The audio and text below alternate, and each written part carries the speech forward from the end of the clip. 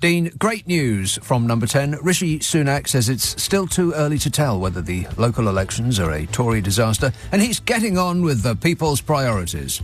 Getting on with the people's priorities is his number one priority.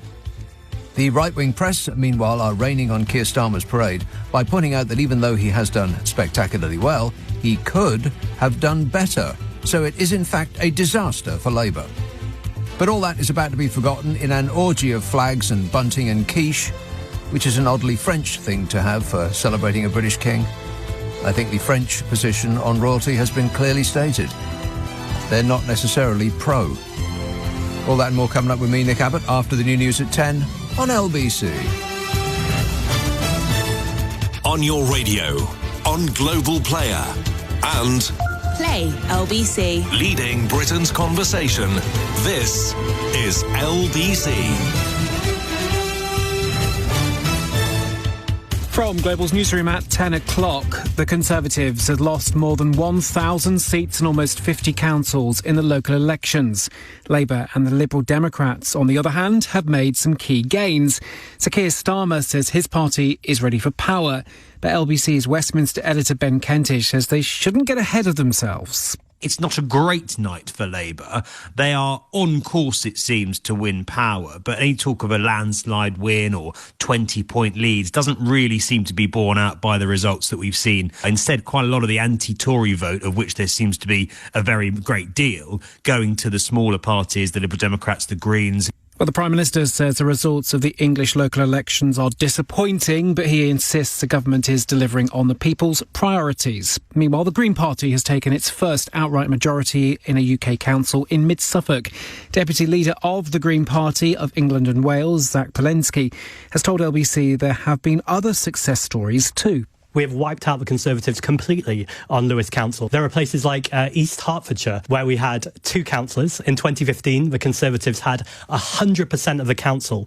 We now have 19 councillors on East Hertfordshire and are the largest party. In other news, junior doctors in Scotland have voted to strike in what will be their first national walkout over pay. 97% of members of the BMA who voted backed industrial action. Panicked passengers on the London Underground have been filmed trying to break the windows of a tube carriage.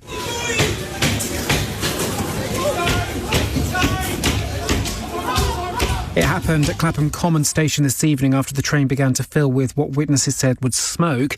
Police say it's believed to have been caused by brake dust, which can often be confused with burning. And the King's been meeting world leaders who are in London ahead of his coronation tomorrow. Following one last rehearsal at Westminster Abbey earlier, Charles went to meet some royal fans already on the Mall. Such excitement. Oh, never had that happen before. We were in the right spot at the right time. Wonderful how much time they spent talking to different people. Best state of my entire life. In the city, the FTSE 100 has closed up 75 points at 77.78. The pound buys $1.26 and €1.14. LBC weather, showers easing as most areas become drier overnight. Heavy rain moving into the southwest by dawn and a low of 5 degrees. From Global's newsroom for LBC, I'm Daryl Jackson. This is LBC from Global, leading Britain's conversation with Nick Abbott. I'm gripping it.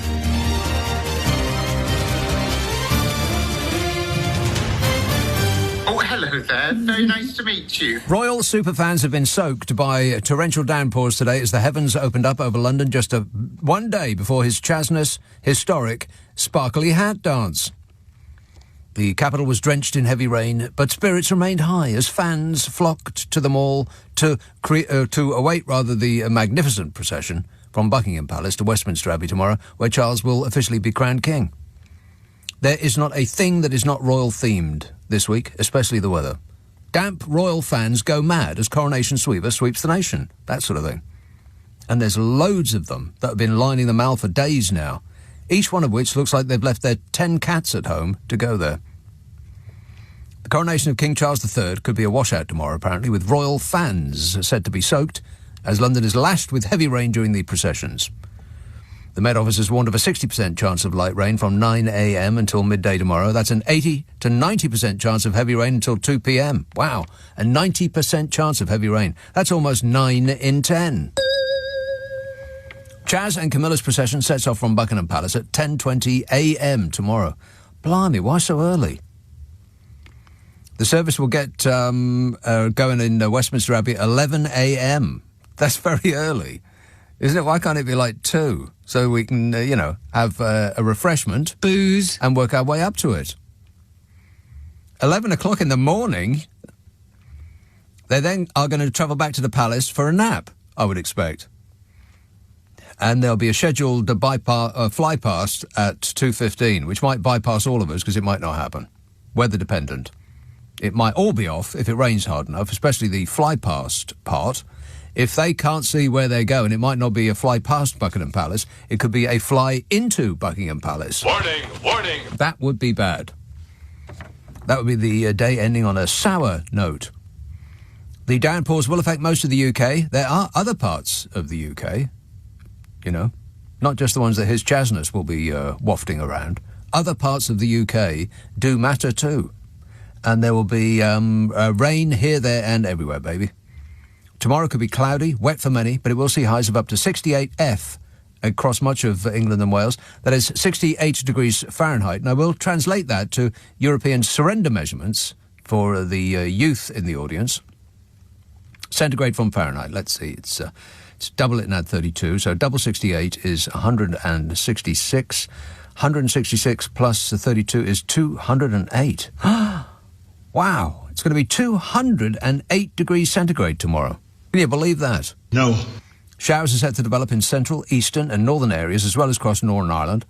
Well, that sounds like everywhere to me. Met Office Deputy Chief Spokesmodel Steve said, a further area of rain is expected to move into southwest England on Saturday, moving east and north throughout the day with some heavy bursts at times. He says this is likely to bring rain to London around lunchtime, just when they're going to be parading around. Typical.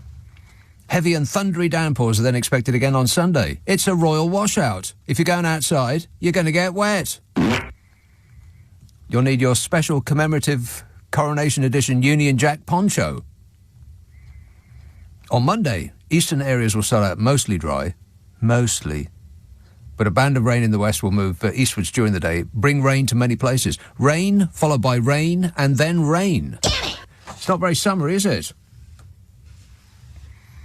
Royal Air Force Air Chief Marshal Sir Michael Wigston said it's 50-50 as to whether the flight past will go ahead tomorrow. And the final decision will be made just 1 or 2 hours before it's due to start, which doesn't sound like the Blitz spirit to me.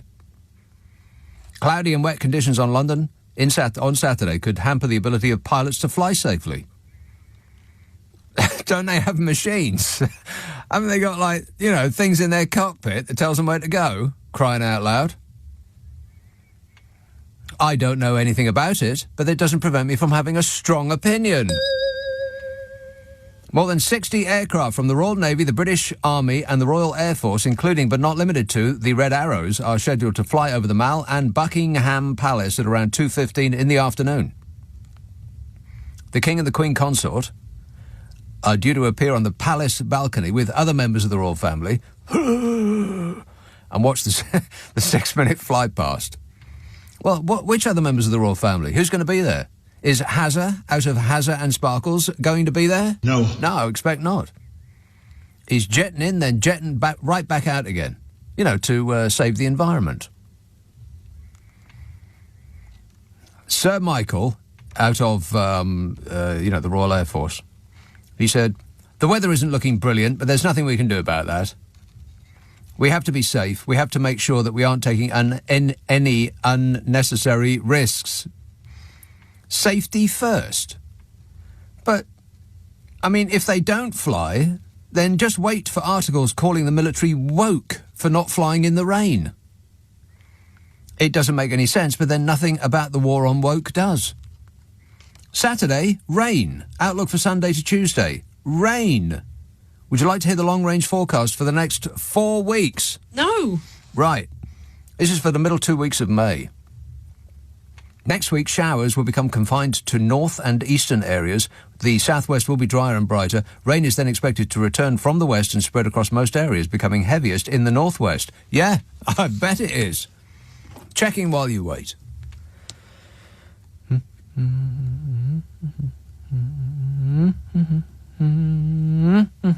Aha!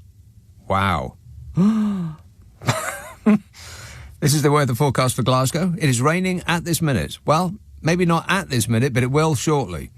It will then be raining tomorrow. Thunder, in fact. You'll get thunder, lightning, very, very frightening. It'll be raining on Sunday. This is Glasgow. And raining on Monday, and raining on Tuesday, and raining on Wednesday, and... What? Not raining on Thursday? Pfft, rubbish. Oh, raining at night. So, yes, it will be raining on Thursday and Friday, and raining on Saturday, and raining on Sunday, and raining on Monday, and raining on Tuesday, and raining on Wednesday, and raining on Thursday, and every day for the rest of your lives.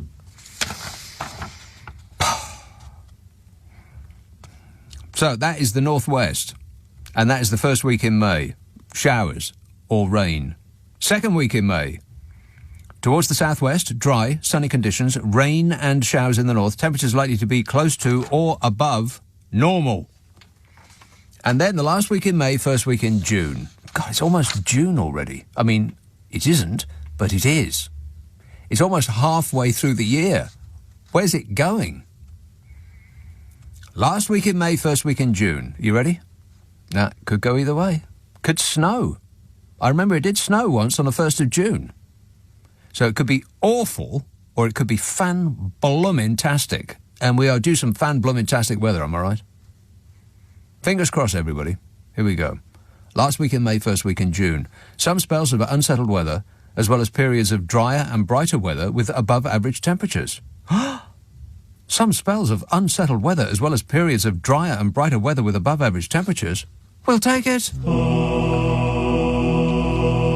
The Tories suffered a local election meltdown today. Oh, no. Isn't that sad? Slippery fishy Sunak has been left reeling as voters in England dealt a series of stinging blows, stripping the Tories of control in dozens of town halls and axing hundreds of councillors. Strip them and thrash them. Losses could be 1,000 plus. Well, they are. They're already 1,000 plus. Although not on the ticker thing that I'm looking at. Hang on 1 minute, please. I'll reload the page. Oh, you can't. Doesn't let you. What kind of a page is this? Anyway, last time I looked, down 959, but I think it's worse than that. Why won't the page reload? I know, I'll go backwards and then forwards again. It's still 959. That's not what the bloke on the news said. He said 1,000. So he's way ahead. Conservatives down 959, Labour up 625. It's a disastrous day for Labour, says the right-wing press. Just desperate.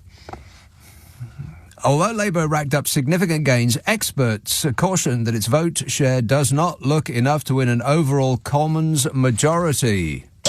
Yeah. Ah, but it does, though. It means that there's a large number of people. This much we do know. I mean, people will be looking at these figures and poring over them and trying to figure out who's done what to who and where we are as a country. But it does mean that we can with certainty state that there is a large number of people, millions of people in this country who are so delighted with the way that everything is going that they think that what we need most is more Tory. Many more years of Toriness, that's what they want. They want more of this government. This government. Exactly. They want more of that hot integrity action. Unhappy Conservative MPs admitted the... I don't know, is it difficult to tell an unhappy Conservative MP? I mean, it's just the way their faces hang. They always look like that. Unhappy Conservative MPs admitted the party's results were dire. God, it took a lot to make him admit that. Fishy Sunak, I don't think he's said a bad word about it yet. It's too early to tell. I'm getting on with the people's priorities. He's gripping it. I'm gripping it. He is gripping it. Unhappy Conservative MPs admitted that the party's results were dire, but insisted there was little evidence the voters were rushing to Sakir. Which is not really top-level distraction technique, is there? I mean, OK, we're doing badly, but look over there, someone who's not doing much better than us. I mean, they should have gone with their default position and said, hey, look, a dinghy! So Fishy Sunak tried to put a brave face on these results and appeared on camera, bobbing up and down, looking like he needed to go for a pee an hour ago. What is it with that? I mean, he always looks like that. He's got those sad puppy dog eyes. It's like a kid in the backseat of the car. Are we there yet? I want to go pee-pee. And when he gets exercise, his head seems to become detached from his body. You know, like one of those nodding dogs you see on the back shelf of an Austrian Allegro. One of those things. It's like it just has a... It's on... I don't know what... It's like a spring that's buried in his little suit. It just sort of bounces up and down, and the pain, look in his eyes. He always looks that uncomfortable, though, doesn't he? Maybe his suits are too tight. He dismissed calls for a change in approach, insisting that he would keep focusing on the public's priorities. Yeah, that's his number one priority. Under my leadership, the government's priorities are your priorities. The people's priorities. It's the country's number one priority. It's my number one priority up and down the country, and that will be our focus. My absolute number one priority. My number one priority is to protect this government. Well, what I want to reassure people is that this will be my number one priority. People should be absolutely reassured that this is a top priority for me. I'm gripping it. He's gripping it. Did he say in the middle there that my number one priority is to protect this government? I think he did. He dismissed calls for a change in approach, insisting that he would keep focusing on the public's priorities, which is his number one priority. You know, like cutting inflation, priorities like that, which he can't do anything about. I mean, it's bound to come down eventually, and it will have nothing to do with him, but he's going to take credit for it anyway. Of course he will. Taking credit for things that have nothing to do with him is his number one priority. It's the country's number one priority. It's his number one priority. I mean, if lowering inflation is within his grasp, then he could have stopped it rising to higher than any other major economy in the first place, couldn't he? But he couldn't, and he didn't. If lowering inflation will be his doing, then why isn't rising inflation anything to do with him? No, it's COVID, it's Ukraine, it's an international problem, but when it goes down, it'll be all thanks to Fishy. Thank you. Appreciate it. Have you seen those... apropos of nothing at all. Have you seen those mugs for the coronation? Imagine a mug with Prince Charles...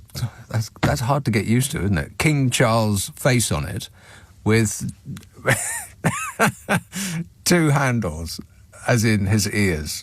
Just picture that for a moment. Don't you want one? Me too. 0345 6060 973. Text 84850. Email nicka@lbc.co.uk, and if you're on Twitter, it's @LBC. Friday, Saturday, Sunday night at 10, Nick Abbott, LBC. This is LBC. This is LBC with Nick Abbott. Call 0345 6060 973. Text 84850. Alexa, send a comment to LBC. Everything is going extremely well. Everything is going extremely badly. The phone's broke. I'm sitting there looking at a dead board, and I thought, there's absolutely no way that no one is calling me right now, so I tried to call up my own number, and it says the line is busy, but it's not. So, all screwed up. Never mind, I'll carry on. I'm a trained professional. Whinging and whining and moaning. Ahmed emails. Rees Mogg tweeted the other day. I bet he didn't. Tweeted. He didn't tweet nothing. He has somebody do it for him. He says, Downing Street needs to lead the drive to remove EU law so we can get the benefits of deregulation. Ahmed says, what's this bloke on about? Can you make any sense of it, please? No, I can't make any sense of it. You're better informed than I am. I don't know anything. And neither can he. Deregulation. That's what they're all about. And, their fans say, oh, yeah, that's exactly what we want. We want deregulation so we can acquire the benefits of Brexit. What they want to deregulate are the things that are protecting the consumer and the worker and the mythic, ordinary, hard-working members of the public who are doing the right thing. Those people. Deregulation. He couldn't even come up with a single law that he wanted to see the back of. He farmed out his job to readers of the Super Soaraway Stun, if you can believe that. Please come up with something that you want us to get rid of that has the taint of the EU about it, he asked. And answers came there none. Because nobody can think of anything. What law... I mean, I've asked this question on this show many, many times before. Like people ring in an advanced state of agitation and go bleating on about all these laws, these blooming laws of the EU, come over here and stop us from doing the things we want to do. And which EU law in particular are you most concerned about, I'll ask. And there'll be a short hesitation. All of them, they'll say. Which means they have absolutely no idea what they're talking about. And in that regard, they're in good company. You're better informed than I am. I don't know anything. So Fishy's, oh, hey, look, it's working. I don't know how they did it, but I expect we got a woman in. If a woman wasn't available, then we probably got a man in instead. They're working. Let the joy be unconfined. 0345 6060 973. So I'll sit here and not take them now. So he says, Fishy says that, his number one priority is the inflation, which has nothing to do with him, and his second number one priority, which is equal number one priority. He has many, many, many number one priorities, is stopping the small boat people. Because that's his thing, isn't it? Yeah, never mind about your own straitened circumstance. Look, a damp person getting out of a dinghy. And he's lucky, of course, because, these results, which are disastrous for the Tories, they won't get much attention because of a weekend of the Charles Spangly hat dance routine. That's come to save him from days of dismal headlines. Everything else is going to get swept aside for the Flag Fest. After which the only people that will recall these results will be those MPs who are looking at having to do something for a living after the next general election, when the public hands them their hat and tells them to get out. Bye-bye. And the usual suspects call for lower taxes for the rich. Of course they do. That's the problem. That's why the Tories aren't popular, because we tax the rich too much, they said. Rich people said. Coincidentally, rich people said, yeah.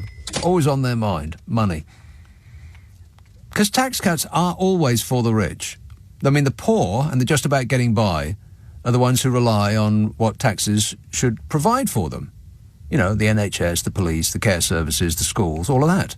I mean, if middle earners got a tax cut, what small amount they gain in cash will be wiped out by the extra austerity that comes with lower tax receipts. And the trick that the Tories play is getting those just about getting by to believe that tax cuts are in their interests. They aren't. And we had a tax-cutting frenzy with the last Prime Minister, if you can remember that brief stain on the nation. Absolutely. And you remember what happened then? And when they're not dreaming about lower taxes for the rich, they're dreaming about the last but one Prime Minister to come and save the Tories by deploying his special brand of lying. Yeah. Wait a minute. I mean, other than that, they seem to be clueless and contradictory. We want to get tax cuts like Liz. Absolutely. Or we want to get this bloke back. Yeah. Wait a minute. I say no. And furthermore... No. No to all of the above. I mean, some Tories criticised the government for failing to stick to house-building targets.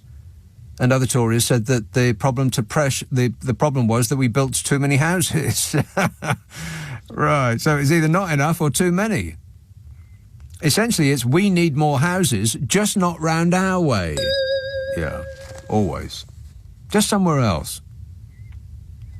Party Chair Greg Hands conceded that the results were disappointing and appealed for donations. That's actually true. Please send money. We're desperate.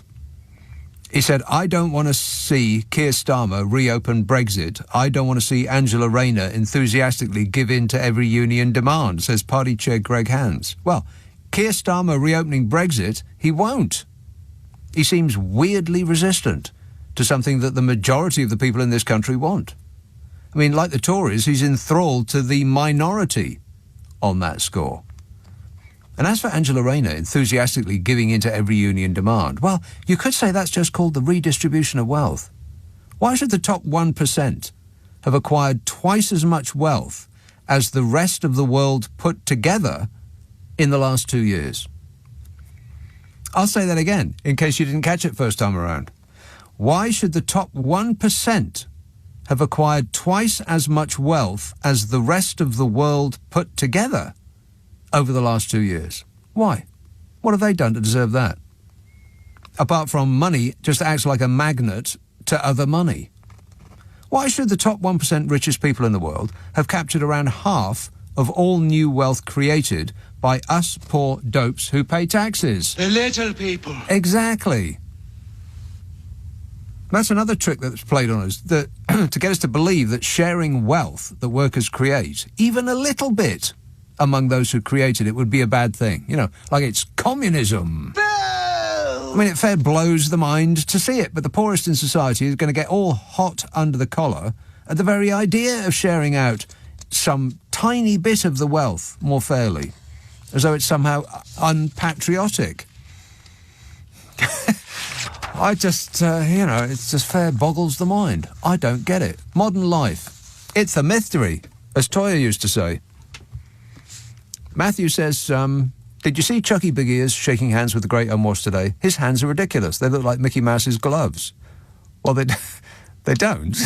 Mickey Mouse had white gloves, which were, clean and pristine, never got dirty, regardless of what he did to Minnie or anybody else.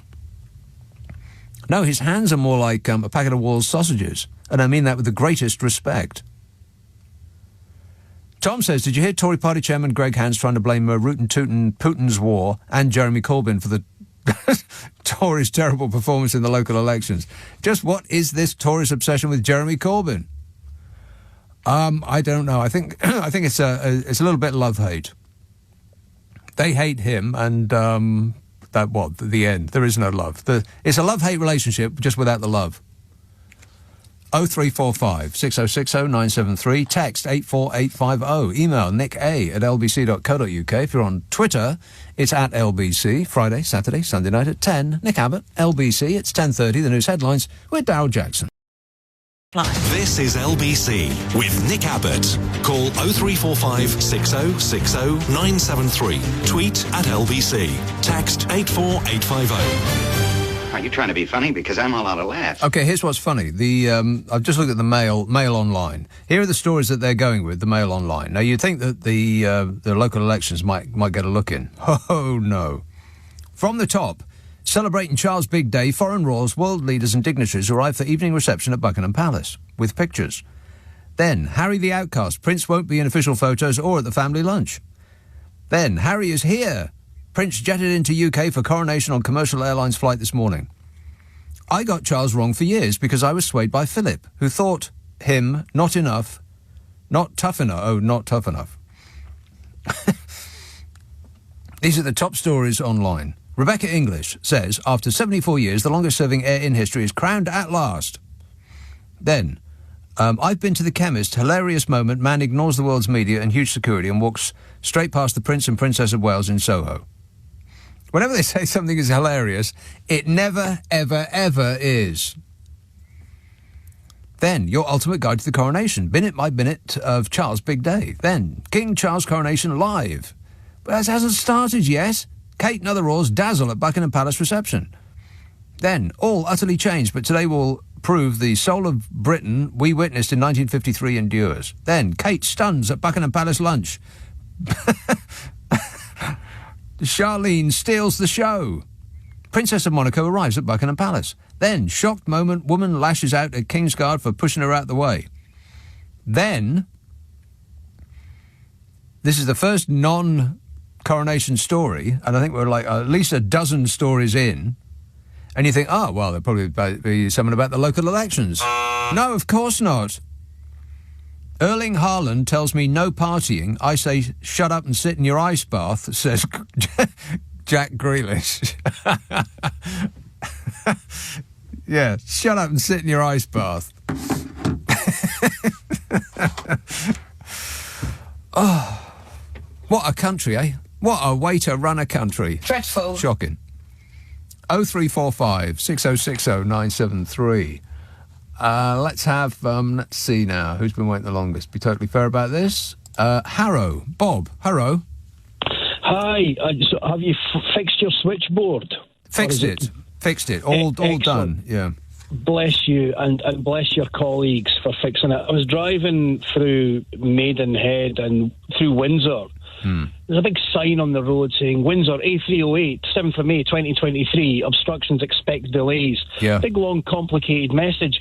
Can't you just put up the word coronation? Yeah, I came in past signs. I gave up, actually, driving into the centre of London. I thought there's absolutely no way. You look on the sat-nav and it's just a field of no-entry signs telling you that you can't get anywhere near the centre of London. So if you're thinking about doing that, forget it. It's impossible. Just don't do it. Sorry to cut across you there, Nick. I think the field of no entry signs, no access to central London, you can't get in. These were put up for the Ginger Whinger Harry to stop him either getting off a private jet in Farnborough, getting off a commercial flight in Gatwick, getting off a flight in Stansted or Heathrow or Luton. Or those were for him, not for working people like me and you. Hard-working people doing the right thing. Yes. Absolutely. Mm-hmm. We pay our taxes. We don't break the law. Yeah. You keep the country entertained and informed, and on top of that, our monarch wants us to think about swearing an oath of allegiance to him. I'm going to actually write him a letter, sign my part of the contract, invite him to sign it and return it to me. And if he does, Nick, can I let you know and go on national radio to read out what he actually says? Bob, I'm expecting your first call from prison to be to me. Really? Why would I be put in prison just for making a reasonable request? Yes, it sounds like the way things are run now. Yeah. I think you could be right, Nick. You know, if you actually have an outbreak of reasonableness, you'll be slung in prison. Now, can I share something else with you and your listeners? Yesterday morning, I was taking my daughter to nursery, and I was happened upon by two barber jacket wearing, brown welly clad gentlemen with blue rosettes, and I asked them, I said, "Oh, are you canvassing?" "Yes, we're Conservative council electees," they said. And I said, "Okay, where are you from?" We're from Oxford." I said, "But you're canvassing in Maidenhead." "Yes, we are." "What do you do in Oxford?" "We're final year PPE students." Oh, my God. And I said, "Are you in the Bullingdon Club?" And this fellow said, "I'm not going to be engaged with you. I don't want to engage myself." Okay, just back away. Don't make any sudden moves. Just smile politely and leave the scene as quickly as possible. He didn't want to. "I don't want to be engaged." And I thought, that's a fine attitude. So I went down to the polling station and told people, don't engage with the blue rosetted likely lads. They came last. I like to think I had a significant part in the Liberal Democrats taking Windsor and Maidenhead, and the Conservatives were displaced. If you remembered your photo ID, then that is task number one. Excellent work there, Bob. Thanks for that. 0345 6060 973. Of course, that was a big deal. Everybody forgetting their voter ID, and I think the Electoral Commission are very, very upset about that. And they're saying that, some people were actually prevented from voting. as though that wasn't the plan. That's the whole idea. Chris says on that subject, if Keir Starmer wants to improve his chances of being elected, he needs to scrap voter ID and bring PR voting in instead. Far too many Tory safe seats, says Chris. Yeah. He does need to scrap voter ID, because that is the little plot that they got from the Republicans in America to try to get... It doesn't matter if you don't manage to get a lot of people to not vote. Even just a small amount might be enough to, turn an election. Every little helps. And as for PR voting, proportional representation, well, he seems weirdly not interested in that either. What he is interested in? I've got no idea. I really don't know, and neither do you. And that's not my fault, and it's not your fault. It's his fault. About the only thing that the various Tories who got shovelled in front of a camera said today that had a rig of truth in it was that people aren't really rushing towards Keir Starmer. No, there is truth in that. I think they're rushing away from the Conservatives. They're rushing away screaming like they're in a horror film. But not towards him necessarily, just away from the Tories. which seemed bizarrely like a top Tory talking point, as though that somehow makes their disaster a success in some way. Not sure it does. Numbers man, Professor Sir John Curtis, like two titles. Professor Sir John Curtis found overall Labour's advantage was 9 points if it was translated into, general election. He says, although Labour have met the minimum threshold they set for themselves, the party will be disappointed that it has not been more successful this year than last. Tory sources said that Tony Blair... You remember Tony Blair, don't you? Yeah, that's him. They said that Tony Blair was much further ahead in 1996 and David Cameron enjoyed a 13-point lead in 2009. And look what happened to him. I think this is nonsense. Actually, what did happen to him? What happened to you, Dave? I mean, where are you? I expect he's in the shed, where they keep the tools. The sources have pointed out that Starmer's Labour hasn't done as well as Blair's Labour, which is a desperate attempt to gloss over the fact that the Tories have done as badly in the local elections as they've done with the NHS and crime and the economy and pretty much every other measure you can think of, except being totally Tory, which they have done very well for the last 13 years. My name's Dominic Raab, and I'm a Tory. I believe you. But apart from being totally Tory, what else have they achieved? I mean... The rich have got richer. All other considerations are secondary. That's it. I mean, in the real world, last time I looked, last time I looked, let's have a look again. One moment. See if they've updated it. No, they haven't. Conservatives are down 959. I think it's worse than that. And Labour are up 625. And the Lib Dems are up 420. And the Greenies are up 196. Groovy. Yes, the groovy Greenies on 472 seats won. Yowza. You go, Greenies.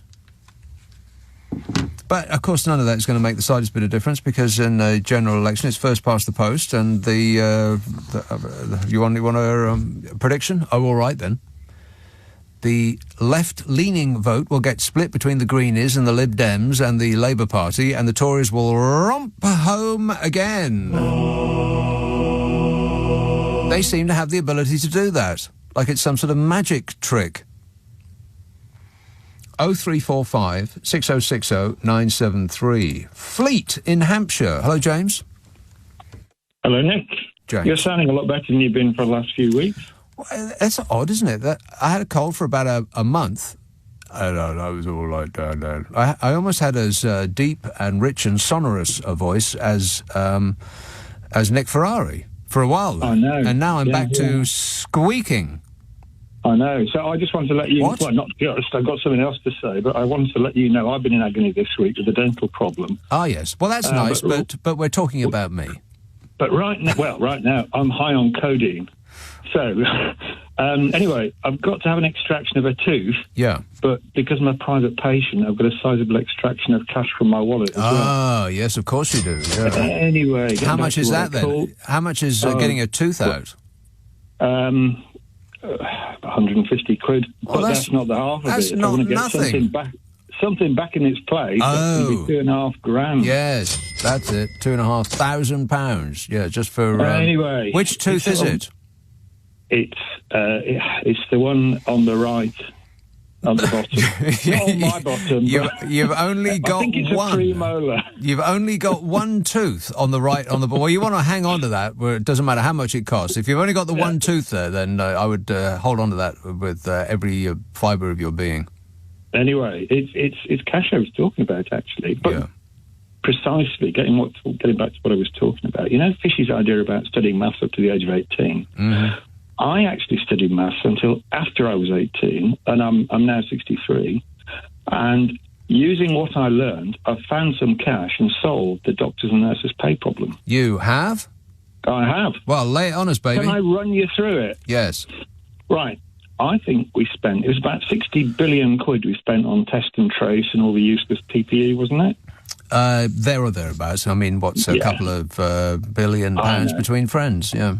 Now, since February 3 years ago, we've been saving £350 million every week that we haven't been wasted by sending off to the European Union. Yeah. Mm. Now, if you do the arithmetic, your department, not mine, it turns out we'll have finished off paying the 60 billion quid after 1,200 days. And that, believe it or not, is the 16th of May, a week on Tuesday. Wow. So all our troubles are going to be over. All our troubles are going to be over. It's a fact. Well, that's excellent news, James. So I don't know why Fishy or any of his pals haven't realised this. Can you see any problems with my assumptions or my arithmetic? No, it all sounds fine to me. I'll run it past Zaphod. And 1, 2. Yeah, so 1 and 2 and then 3 and 4 follow. And that's just maths, that is. Good. Well, what happens if you study maths to the age of 18 and beyond? Isn't it? Well, it's like a dream come true. I've never been so happy. All right, excellent work there, James. Keep thinking. 0345 6060 973. Andrew emails, interesting results today. Looking forward to the next chapter, doubtless involving Labour clawing defeat from the jaws of victory at the next election. Yeah, I think that's exactly what's going to happen. 0345 6060 973. Friday, Saturday, Sunday night at 10. Nick Abbott, LB. This is LBC with Nick Abbott. Call 0345 6060 973. Tweet at LBC. Text 84850. Who do you think you're talking to? Well, let's see now. I'm talking to Ellie in Camden. Hello, Ellie. Oh, hey, dude. How are you? I'm great, mate. Good show. That guy Bob was really good. I am really, a little bit frantic as to what we're going to do about Rees-Mogg. Frantic? Yeah, I think he needs deregulating rapidly because he comes on very, very slowly as this kind of mild, gentlemanly idiot. Yeah, and then just when you least expect it, he's like a torpedo and comes and slashes across your bows with things like, let's change all the human rights and deregulate. And his idea of helping with the cost of living is to lower the damn chandeliers and dim them. I am mad at him. Oh, well, okay. It sounded like the end of the sentence after the word "mad," and then you added a little bit to the end just for clarification. That was what I actually meant. For clarification, yeah. Okay. Right. So can we do something about Rees-Mogg without being hung, drawn, and quartered? We could, deregulate him. We could decompress him. We could put him in one of them decompression chambers and just see what happens. We could get him to work at McDonald's for a year. Although I wouldn't inflict them on the people. Well, exactly right. Yeah, I mean that goes both ways, isn't it? I mean that particular branch would shut down within days. Yeah. How come he used to seem so mild? Well, maybe you weren't listening to what he was saying when he seemed mild. Maybe you were just all agog at the act, because that's what it is. His act rather befuddles the mind, and you stop thinking about what he's actually saying. Part of the long-term caboodle grabbing. Wow, I had no idea that he grabbed people's caboodles. Disgusting. But that is interesting information. Thanks a lot, Ellie. He doesn't seem the type. Yeah, one can grab them at their caboodles. One can do anything when one's famous. Chris says, I read that. Paul says, I'm quite happy about the Royal washout. The man could have given us a day off next month rather than so much time off this month. Well, he didn't know that the weather was going to be bad, but to be fair, the weather is always bad in May and June, by the way, until at least some way into July, because at the end of June and the beginning of July, that's usually Glastonbury and Wimbledon, during which it's usually freezing cold and mostly raining. Mostly. But it could have been July. I mean, it could have been right in the middle of August. That might have been better. But I suppose, when your Spangly Hat Dance comes up, then you've got to take it when it's due. Greg says, took your advice and listened to a Neil Rogers show on YouTube. Dry and very funny until he starts advertising American food joints, making me starving. It is weird listening to American radio, the way they insert ads into the programming, and they'll just be talking along like this, and then they'll say something like, hey, and you know what? I went to Big Bob's Burger last night. Oh, I took the wife, and it was just so fantastic. We started with ribs, and this salad that came with that. Oh, it's just marvellous. And then the burgers themselves, probably the best burgers I've ever had in my life. You should go to Big Bob's Burgers, and it'll be an advert. It just sounds like they're just chatting, but it'll be an ad. But people should listen to Neil Rogers, by the way. He's still dead. I could check on that while you wait, but I do believe he is actually still dead. Let's have Winchester. Ben. Oh, Ben. Hello. Yes, Ben. Yeah, I just wanted to say thank you so much for your advice about getting children out to vote. I got my 18-year-old son out voting. Wow. He had his ID, and I think that's the thing that people forget, is that most 18-year-olds have to have ID before they can, you can't get into a pub. Oh, right. So what kind of an ID did he have? He actually had a real one. He had his provisional driving licence, and I'm a little bit surprised that a provisional driving licence works, because is that not just a piece of paper? No. It's exactly the same as your normal driving licence. Is it? It's a card with your picture on. So who did he vote for? Well, am I allowed to say? Yeah, why not? Liberal Democrats. And the best thing is... Liberal Democrats, right. Yeah, and the best thing is he also got his friends to do it. But the point is that... Because I said, he said, well, who do I vote for? Like you said, vote for the least worst option. Yeah, the least bad option, yeah. The least bad option. But I think people have really underestimated how many young people have really engaged and gone out and voted, because they actually have got identification. They have Well, I am surprised. Okay, they may have ID in order to... because they get carded going into bars. So yeah. I can understand why they would want to get ID for that. Booze. Yeah, that is one thing. But actually being bothered to go out and use it to vote in an election of any kind... I mean, never mind about a general election, a local election...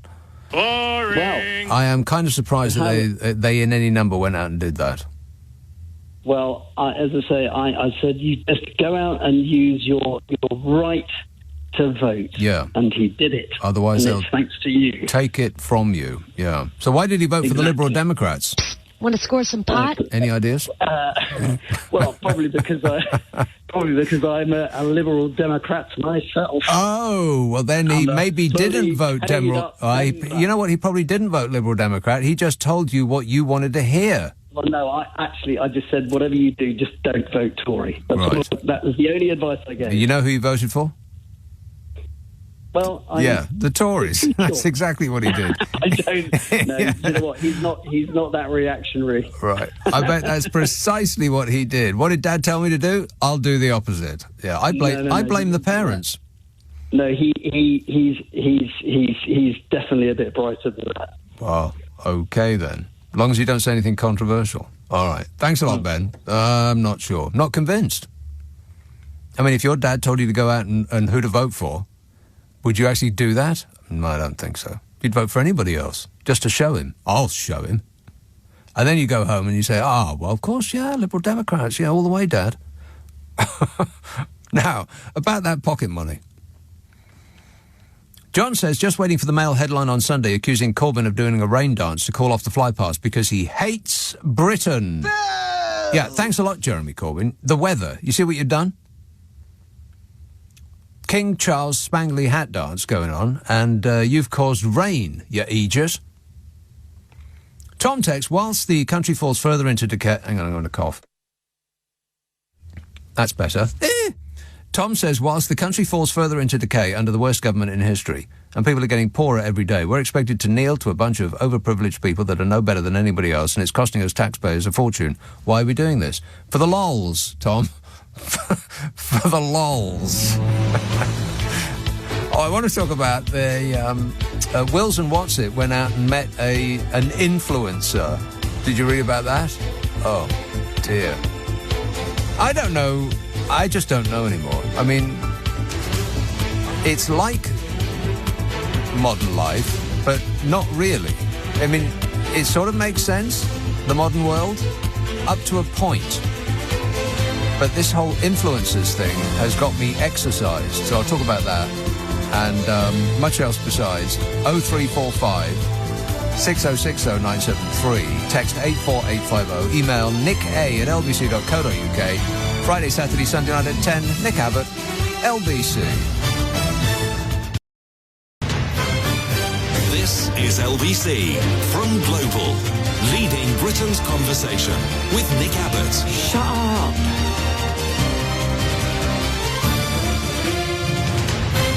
Are you trying to tell me that this is your act? Yes, and their act is going out and glad-handing the proles. Oh, Raleigh, you come from Cornwall. That's interesting. I own Cornwall.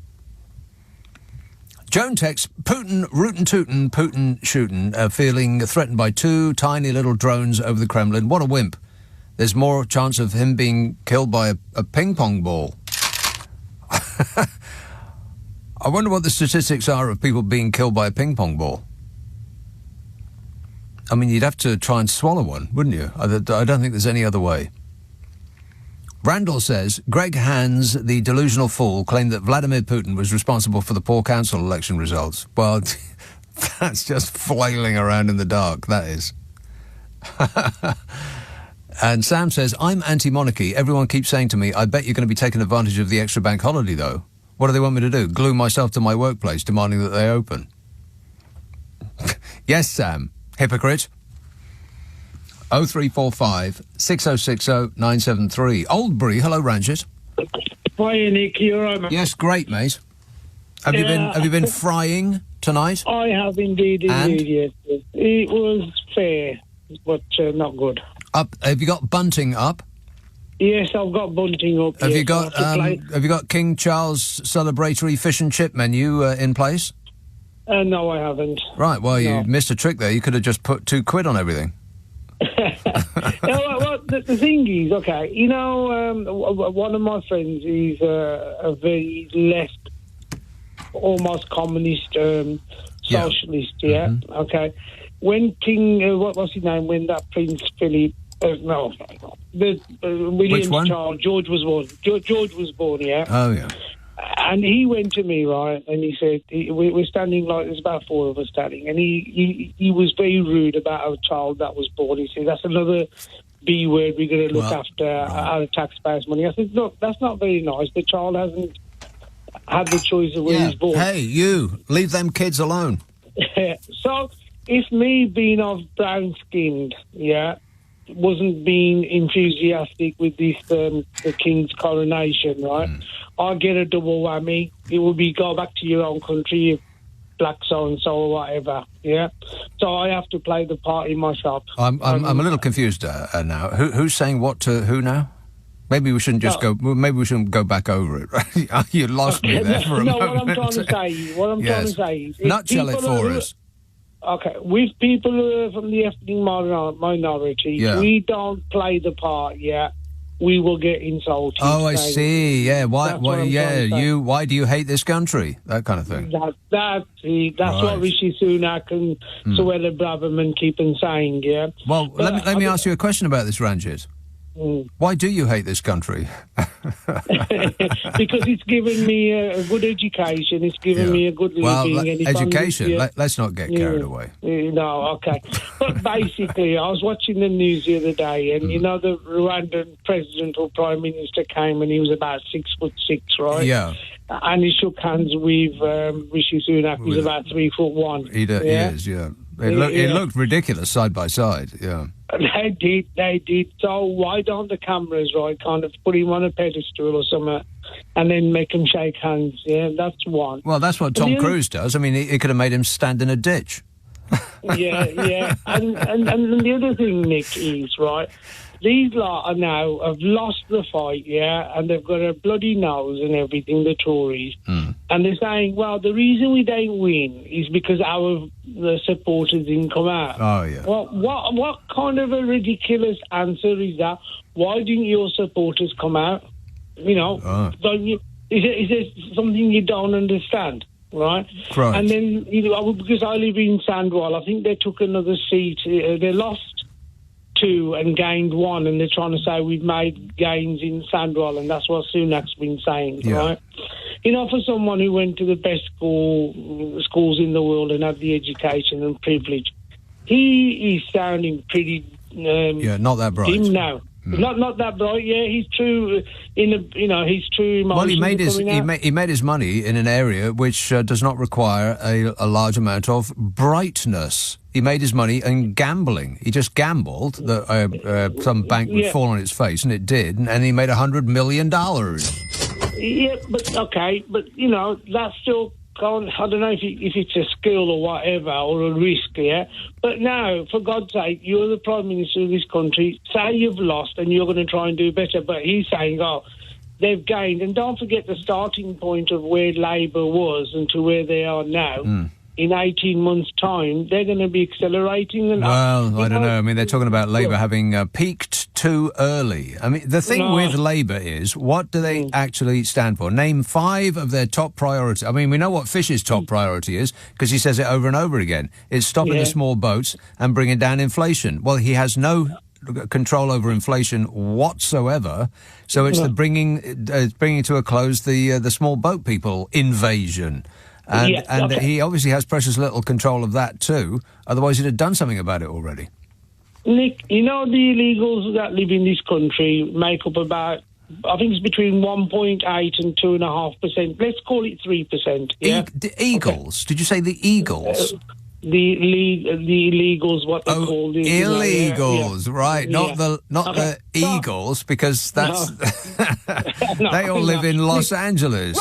They do. Yeah, not the Eagles, the illegal. That would be an excellent name for a rock band, by the way. The Illegals. How come nobody's thought of that before? That's a great name for a band, the Illegals. I love it. Yeah. Hey, I tell you what, Ranjit, we'll form a band right now. We'll sign a contract immediately. We're going to form a band, and it doesn't really matter what we release. Any old rubbish will do. We'll make £1 million. What I'm trying to say is 3%. I don't really get the sort of excitement that I'm going to need for this project, Ranjit. No, Nick, what I'm trying to say, how can you blame 3% of the people, to bring down the 100% of the infrastructure of this country, the National Health Service, the schools and everything? I don't know. The guy's a loony. The guy is a loony now, right? And, you know, do you remember that puppet, Lord Charles? Yes. Right, that's why he nods his head. I think Lord Charles is behind him. All right, I know what you're going to say next. So I'm going to just leave it to our imagination what he's going to say next. Where did he put his hand? Disgusting. Exactly. All right, thanks a lot, Ranjit. I really couldn't pay attention to anything that he said after my wizard idea of forming a band called the Illegals. Is there a band called the Illegals? If not, why not? That's the best idea I've ever come up with. 0344. I mean, it would take a certain amount of attitude, of course, to be in a band called the Illegals. I mean, you couldn't be a barbershop quartet, for instance. That just wouldn't work, would it? It would have to be a bit rock and rolly. But if no one has actually thought of that yet, I am stunned at my genius. Aren't you? I'll take that as a yes. Jed's texts. Apathy engineered by Tories for a general opinion, quotes, they are all the same, and disenfranchisement will ensure the status quo. Wow. Did that make sense? No. Maybe it's the way I read it. Shall I read it again? Jed texts, apathy engineered by Tories for a general opinion that they are all the same, and disenfranchisement will ensure the status quo. It's almost like a kernel of an idea, isn't it? I mean, I sort of get it. It's almost like the building blocks of a sentence. All you have to do is add some other words that aren't there and glue it all together, and you'll have like a word wall. You'll be able to cement it into something that actually makes sense. Apathy engineered by Tories for a general opinion that they are all the same. Well, yes. It is something that I've heard a lot. People do say that they are all the same, which is incorrect. They are not all the same. You have to pick the least bad option. And disenfranchisement will ensure the status quo. Well, that is their little scheme, yes. That whole voter ID thing, which is solving a problem that doesn't exist. And so if the problem does not exist, as stated, then you have to wonder why they're doing it. Why are they spending all that money, causing all of that grief, turning away all of those people that didn't realise? Because it doesn't matter how many times you tell people, you can tell them 1,000 times and they still won't remember. I mean, that's why some companies who are known the whole world over advertise. I mean, you know the fizzy pop companies? I mean, I can't mention them by name, but it starts with Coca and ends in cola. Why do they advertise? Spending hundreds of millions of pounds? I mean, it's not because people have never heard of them. It's because it just goes out of your mind unless you're thinking about it all the time. And so you've got to be prompted. Coca-Cola, Coca-Cola, Coca-Cola, you think. I could do with a Pepsi right now. How about you? 0345 6060 973. Let's have East Yorkshire. Hello, Mike. Hi, Nick. Yeah, being a bit insulted by Fishy at the moment because he's effectively saying he's doing exactly what we want, and we didn't vote for him. We must be idiots. Yeah, that's a good point. Yeah, he is getting on with the people's priorities, but the people are telling him to please stop doing that and leave. The people's priority is that you exit number 10 immediately. The thing is, this voter ID thing, the idea was that all the polling stations would record if people turned up without appropriate voter ID. Yes. Now, it turns out that what's been happening is they've been putting meters and greeters outside the polling station. Yes. And turning people around if they don't have the ID, so right. It doesn't get recorded. So, yes, so you don't walk in without ID. So, technically, you haven't arrived yet. You were turned around before you actually walked through the door. And so you do not exist as a person, quite. Yeah, so they're fiddling the figures. Yes. Well, of course they are. You wouldn't expect any other way, would you? Of course they are. What I really rang up about was Trump. I don't suppose you bothered to watch Farage's extended interview with Trump the other day. Oh, my God, no. I'm a nutcase. The guy actually spoke for about 15 minutes of continuous lies. It takes some doing. Well, which one?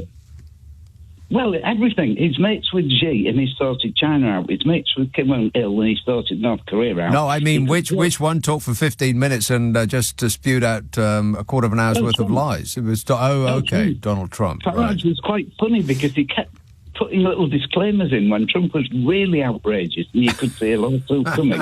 He kept saying, yeah, that is an opinion held by some people. Yeah. And he kept just interrupting. But what killed me with Trump was he said...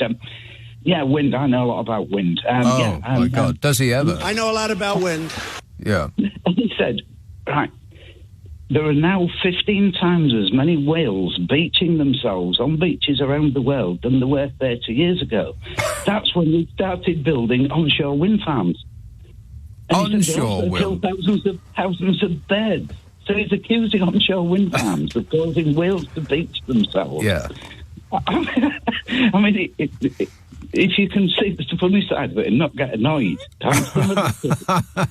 Well, that's the thing about Donald Trump, is that he is intrinsically funny, but he is also horrific at the same time. And there's probably the devil's work that somebody so destructive and damaging and awful in every regard is also funny. Yeah, in some respects. But, I mean, then he went on about every Democrat is sick in the head. Oh. And really insulting, horrible stuff. And it's disgusting, really. But well, you know, I don't think that he's a very nice person. Donald Trump is not a nice person. He's not a nice person. No, but on British TV, he was about 10 shades lighter than he is on American TV. I wonder if it's the technology. He looked pale and washed out. Yeah, he didn't bring his skin wrangler with him. Yeah. All right, thanks for the good news, Mike. If those two were in the same place at the same time, then that means I had zero chance of bumping into them. Excellent news. They should always be in the same studio at the same time, on the same programme at the same time, which means that I would never have any danger of actually turning them on by accident. Always know where they are.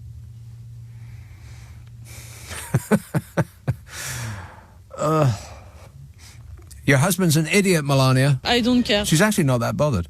0345 6060 973. Text 84850. Email nicka@lbc.co.uk. If you're on Twitter, it's at LBC. Friday, Saturday, Sunday night at 10. Nick Abbott, LBC. This is LBC.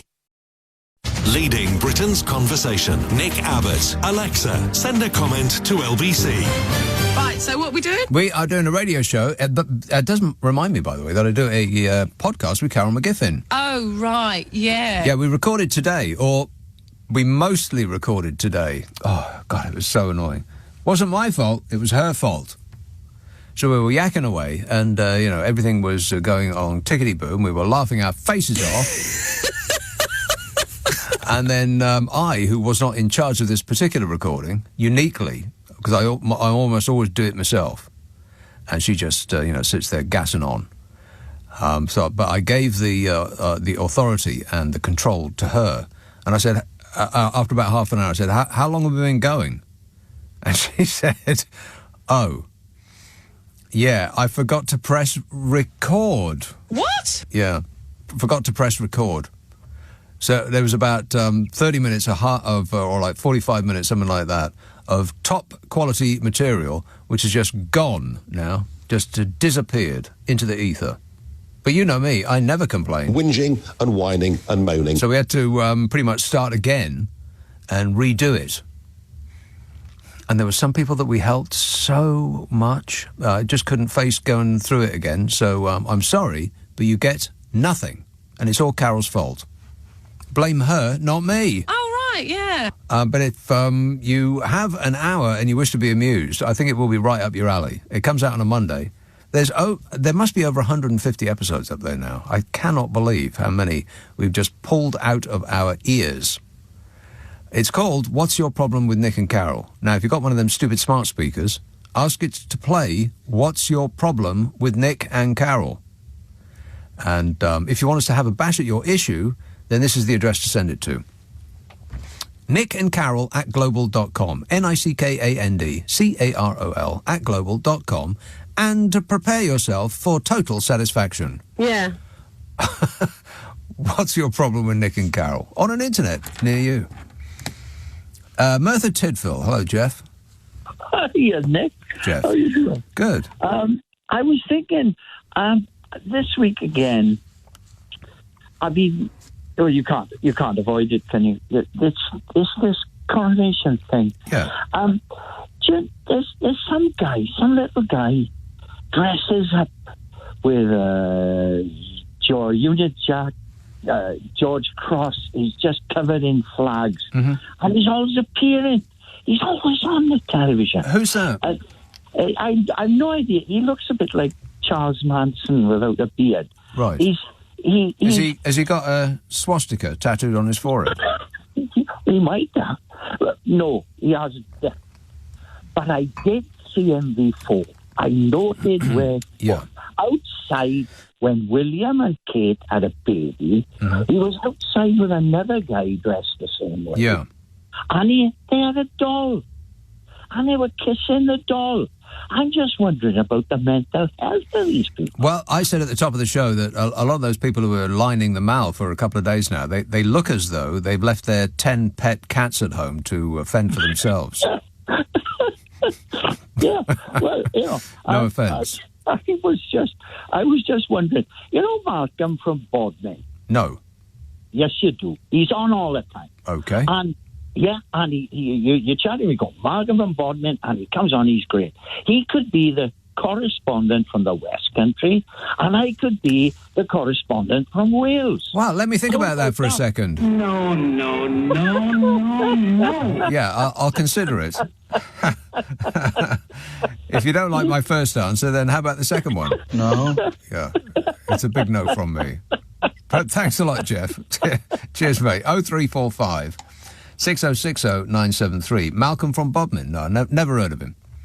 Bodmin. Malcolm. Hi, Nick. Malcolm. Tell that Welshman from Merthyr yes. that I am Malcolm from Wales. Right.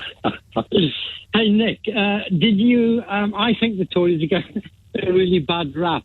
It's not fair. They've gone all economy. This morning at about 8 o'clock, they ordered a Deliveroo, and they sent a Year 7 pupil to carry bacon sandwiches into Tory HQ. Yeah, he got hold of those bags and said, I'm gripping it. Yeah. I want to know, is it legal for them to send in a minor to deliver bacon sandwiches to Tory? I think that he should at least have provided a photo ID to make sure of his age. That was funny, man, wasn't it? That was funny. Hey, listen, I think it's reaching that absolute comedy point. The people they're sending out, Chris Philp tonight on Newsnight. Oh my God, that guy! Others, that guy! Nick. I mean, you think fishy is slippery? That guy. But it is so funny, man. They're saying that this Labour performance is nothing. It's nothing really. Yeah, right. It's nothing compared to what Blair did. Yeah, it's nothing compared to... It's a disaster for Labour. Yeah. Labour fell flat on their face, and the Lib Dems, they did even worse. Oh, my God. Where are we going, Nick? Well, we've done something terribly, terribly wrong, because this does not seem to be any way to run a country. Not to me. I think the end is 100% knife for the Tories, because you think about it, Nick, I reckon that we're going to have a contagion now, and the spread of the Labour vote is going to be like COVID-19, I tell you, because people have seen now what's possible. And the fear factor of Labour, I think, has gone. And I think I was with you for so long in saying that Labour can fall over themselves. Mm-hmm. Now, they're making mistakes, Nick. They're making mistakes now. Yeah. But they're not falling over, mate. And people are voting for them. I think it's on. Well, I don't know. I think the Labour victory is on. I'm not sure. Because Because of the screwed up system that we have that's first past the post, anybody that's not right wing is going to vote, is going to have their vote split between the Greenies and the Lib Dems and the Labour Party, which means I think that the Tories could sail through the gap between them all and to take the crown once again. Well, I don't want to fight with you again, but I honestly think that the general election, where it's one MP per constituency, not 30 councillors or 40 or 80 councillors per council, one MP per region, Nick. Yeah. And I think people are going to say, well, look, it's either Labour or it's the Tory. Right. And there are areas in Cornwall, in Devon, in Kent, Norfolk, where, it's Tory versus Lib Dems. That always was the case. It always will be the case. But there's got to be 300 and odd seats where it's Labour v Tory, and Labour will win, Nick, because I think the game is up. The game is up. Here's what I think the Tories are going to do just before the next general election. They're going to give people a whopping great tax cut. It doesn't matter whether we can afford it or not. It's completely irrelevant. It doesn't matter whether it crashes the economy. Nobody cares about any of that stuff. This is not me guessing. They've said this. They've told us that this is what they're going to do. They're saying the quiet part out loud. We are going to give you a tax cut just before the next general election. They've said that already. So that's what it's going to be. That and spotting boat people and the war on woke. Expect all of that and more. No, all of that and less. That'd be more accurate. Just that. They give people a £5 in the pound pay cut, right? £500 a week. Yeah, your line is coming and going there, Malcolm. It doesn't really matter. It doesn't matter what the actual effect of their policies are. Just before the next general election, they'll say, we are going to give you a big tax cut. And that won't be enough time for people to see how much money is actually extra in their wage packets. It'll just be, oh, wow, a tax cut. That's great. And you can't vote Labour because they will put your taxes up. I don't think people are that stupid. I don't think people are that stupid. I do. I'll wager you a small amount of money. £1.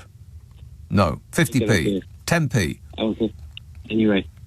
But it's happening, Nick. I think the shift happened yesterday. Right. I genuinely do. Right. Well, I genuinely don't, but that's where we're going to have to part company. Good to talk to you. Thanks, Malcolm. 0345 6060 973. Yeah, I'll talk about the fishy in his food. So funny. I mean, he's just not very good at his job, by which I mean his job is, doing these photo ops and trying to convince people that up is down. He's terrible at that. Being terrible at that is his number one priority. 0345 6060 973, 11:30 on LBC, the news headlines with Daryl Jackson. Leading Britain's conversation. Nick Abbott. Alexa, send a comment to LBC.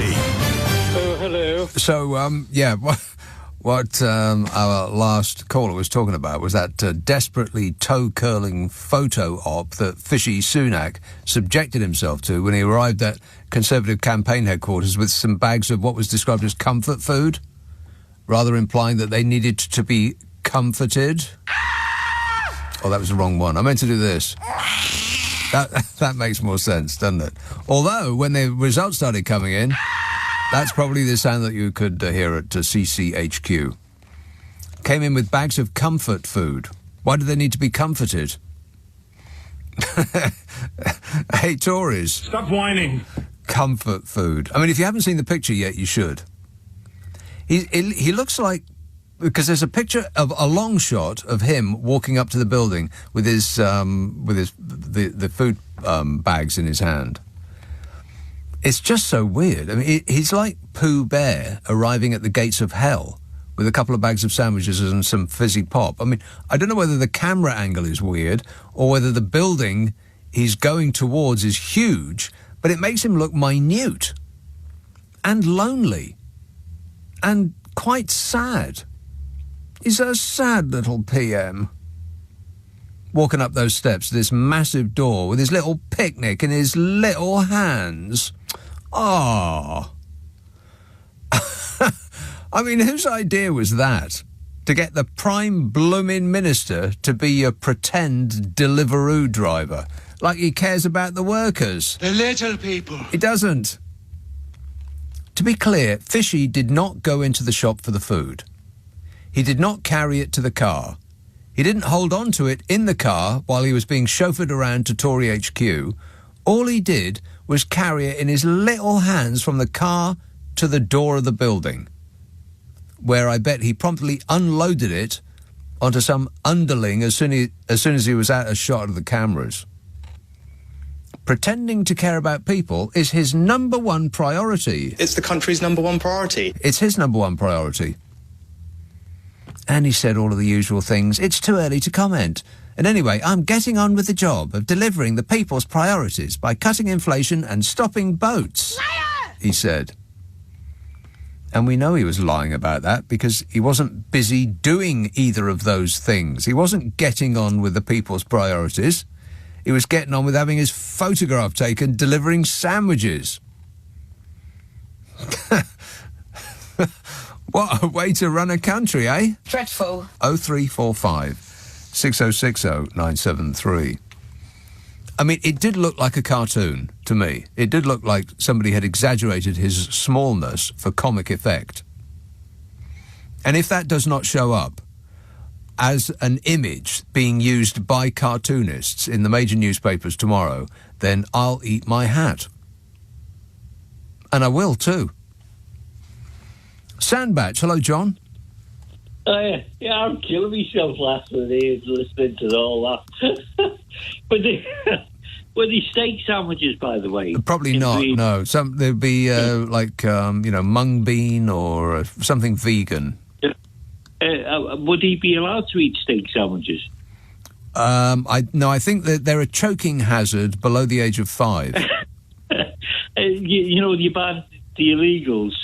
Would the first song be One Step Beyond? One Step Beyond? What, by Madness? Yeah. Why would that be? By the Illegals. One Step Beyond by the Illegals? Yeah. Yeah. I don't get it. Lead singer would be Jacob Rees-Mogg. and he'd be singing baggy trousers. Right. Still not really getting it. Okay. That material needs working on, John, but thanks for that. 0345 6060 973. Lucy says, after making such historic electoral losses, the Tories must be glad they introduced voter ID requirements to identify all those who voted against them. Yeah, it's going down on your permanent record. And on that subject, Paul says, as even voter ID failed to help the Conservative Party, you may find your local polling station for the general election has been moved somewhere in the Ascension Islands. Yeah, any area that was unfortunate enough to have more votes for non-Tory parties than the Tory party, they will find that come the next general election, if we're allowed to have one, their polling station will have been closed for your convenience. Scott, it's what the people want. Scott says, that bloke who said about Mogg using Twitter, I heard he uses Morse code or semaphore on a less windy day. Yeah. No, that top-hatted twiglet just whispers in somebody's ear and then they go and type it for him. Let's have Belsize Park. Judy. Hello. Judy. I've done homework for you. Oh. Prepare to be very disappointed. Yes. There is a band called the Illegals. Oh. They're the Illegal Eagles. Ah, and this very evening, they are playing at the Corn Exchange in Kings Lynn. Rock and roll! But see, now that's not the Illegals, that's the Illegal Eagles. Yes. But that's not the Illegals, that's the Illegal Eagles. If you have got, not that I know anything about pop music or anything else, but if you have got already a band called the Illegal Eagles... Yeah. It's very unlikely you can now have another band called the Illegals. Well, you could have a band called the Illegal Eagles.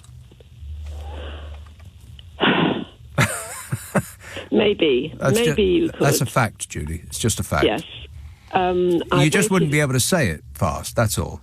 No, it would be different. Well, you could head it, I suppose, and just see what happens. But anyway, yeah, you could just charge through it and see how it goes. The illegal. Yeah.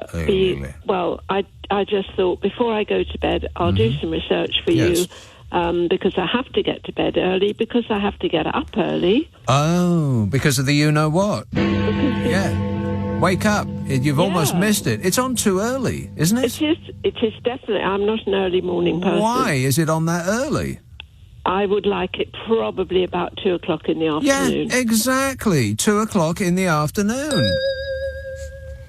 So... Not 10 o'clock in the blooming morning. I mean, no. That's like, for me, finishing this show at 1, I get to bed about 2:30. That's getting up in the middle of the night, that is. Oh, no, you can't. You won't possibly be able to watch. Why? Because I need my beauty sleep. Is that what you mean? No, you're very beautiful. Well, although that is true, yeah. I do wonder, is that an up-to-date photo of you? No. On the website? No, not even close. It's like 20 years old, something like that. Shouldn't we be allowed, because we can't watch you like we can with the other presenters. No. Sorry, I've gone completely off the topic. Thank goodness for that, yes. No, I mean, we can watch other people in the studio doing their programmes. Doing their thing, yeah. And we can't see you. Doing my thing, no. So could we not have an up-to-date photo? Well, let me think about that. No. Oh. Well, maybe I'll start a campaign for it. Well, I wish you the worst of luck. No, I think that would be lovely. Anyway. Yeah. I'm sorry about your brainwave. Right. Oh, no, I do think that they're still available as a band name. If they're called the Illegal Eagles, then I should be able to start a band called the Illegals. Right. Hey, you know what the difference between illegal and unlawful is? No, but I'm sure I'm going to fall into some trap. Go on. It's not a trap. The difference between unlawful and illegal. I think you can be arrested or sent to prison for illegal, but not for unlawful. No, that's not it. No. What is it? You're way out.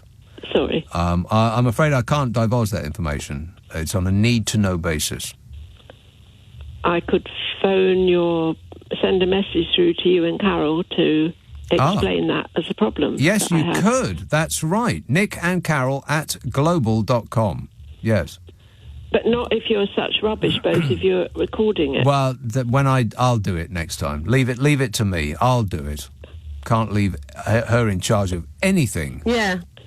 Can I just say one quick thing about this coronation thing tomorrow? Is it positive? Well, I'm just thinking... That's a no. I'm just thinking of who we've had for the last 3, 4, 5, 6 prime ministers. Yeah. We're not very good at choosing people to head up this country. We? When was the last time we got to choose? No, I mean when we vote. Yes. We don't seem to know to vote for a good person. No. So what would give you that idea? Can you think of one single person who could be president of this country? Yeah. Wait a minute. I say give it to Boris. I'm kidding. That's why I'd rather, at least, we kind of know what we're getting with the King. Right. I think that is, in itself, is an argument against having a president. We don't need a president. We can just have a prime minister. Yeah, right. And we're really good at choosing them. Well, that is true, yes. But so just by chance... That you would prefer chance than a public choice? I think so. I think yes. I think wow. You have such a low opinion of the little people. No, I don't have a low opinion of the little people. Very, very low opinion of the little people. Yeah. No, I don't. But I just would like somebody. I'd like somebody to suggest who we would have as president, because I can't think of anybody. Can you?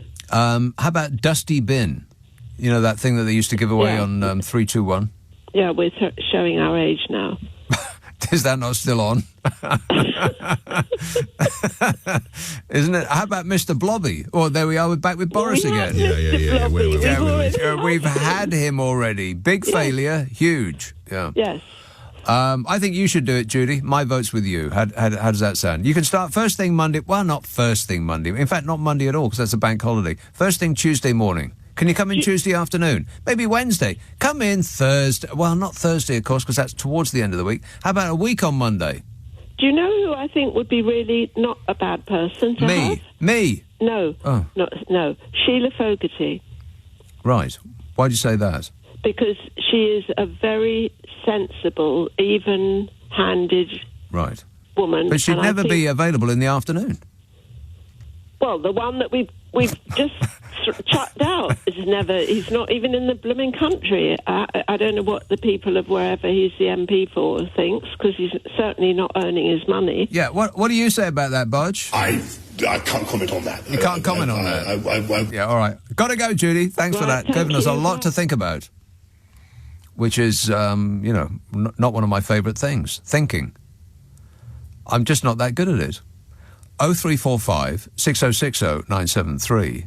Text 84850. Email nick@lbc.co.uk. If you're on Twitter, it's @LBC. Friday, Saturday, Sunday night at 10. Nick Abbott, LBC.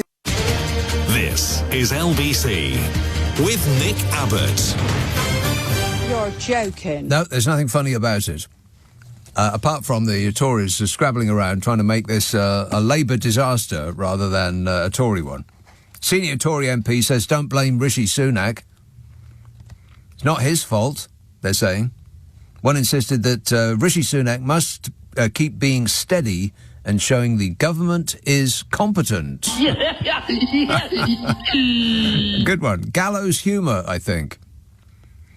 They said he must keep being steady and showing the government is competent before bringing tax cuts before the next general election. Oh, fabulous. And there it is. Like I said, they really are saying the quiet part out loud. I mean, you're only supposed to lower taxes when the economy can withstand it, right? I mean, just look at the Blunder Truss and what her tax cuts did to us in the space of about an hour. She lost the economy £30 billion. Absolutely. 30 billion. And now, not having any idea what state we'll be in before the next general election, they're telling us out loud that they're going to drop taxes just to get us to vote for them. I mean, it implies that they've artificially raised taxes just to drop them on the eve of the next general election, which will make it look like free money. But it isn't, because you've paid for it already. And what to do now? Well, resurrect the safe in our hands slogan about the NHS, which would only be well received by people that haven't used the NHS in the last 13 years, which, of course, would include practically every Tory cabinet minister. I mean, they don't go to the NHS any more than they put their kids through state schools, which is why they're probably so bad, don't you think? My view. Yeah, mine too. I mean, Fishy has already lined up a fight back, apparently, with long-awaited proposals to improve access to GPs due to be unveiled next week. How marvellous! They've drawn up plans for a health-focused mini relaunch in the coming days to demonstrate that the Prime Minister is focused on delivering the public's priorities. It's the country's number one priority. It's my number one priority up and down the country, and that will be our focus. He's gripping it. The package will include, but will not be limited to, the government's delayed primary care plan, which is designed to free up hundreds of thousands of GP appointments by asking pharmacists to issue more prescriptions. But I don't know about that. I mean, do you want the person in the chemist's examining your area? No. No. I mean, if I'm going to get some ointment, I want it from a doctor. What else have you got, Slippery? And as for those extra GP appointments, well, good idea. Where are you going to get the extra GPs? Yeah. I mean, I bet they will resist GPs. And before long, there'll be activist lefty GPs that are preventing you from getting better. I think the rule at the moment is that if a Tory Prime Minister claps for someone, they'll be the enemy of the people before the echoes of that clapping have died. Any thoughts on that, Bodge? I can't comment on that. He can't comment on that either. 0345 6060 973. Vancouver. Hello, Nick. Oh, hi, Nick. Nick. I was ringing up because living in a country where the traditional ruling party, the Liberals, once dropped down to third place, I was looking at the election results from last night and thinking, you know, the Tories are going on about how Labour haven't done as well as they're supposed to have done. But I'm thinking, are they even going to retain opposition status, or is it going to be a Lib Lab pact with the Scottish National Party as the official opposition, which is what happened here in Canada? Is it? We ended up... You have the Liberal Party. Well, you have the Liberal Party, but are they like the Liberal Party in this country? Or is it just a name? No, they're a weird party because the tradition of the Liberal Party here is they always campaign on the left and then rule on the right. So they talk a good lefty position. They'll say, we're going to increase healthcare funding, and we're going to make sure that education is free. And then when they get into power, they pretty much do a sort of soft right wing thing where they put up taxes, don't quite do what you expect them to do. Right. They're pretty much. I mean, in that sense, I guess they kind of are like the Liberals in Britain, except the Liberals in Britain have never really had a chance to do that, except under Nick Clegg. And we see how that went. Yes. Well, you can't blame Nick Clegg for the coalition government, because he was the junior partner. Well, you can blame him for going into it, I guess. It was fairly obvious he was going to get shafted. Well, I mean, choosing to be the coalition partner with the Conservatives, you can put that at his door. That was him what did that. Yes, it would be like choosing to join a coalition with Sauron. I'm sure this will go well. Yeah, well, he chose to go and do a job with him. With Sauron. Is it Sauron? Sauron. We haven't heard from him. We haven't heard from him since. By the way, I think that they buried him in money. But I do have an idea following Judy's conversation about the king being the best bet instead of a president.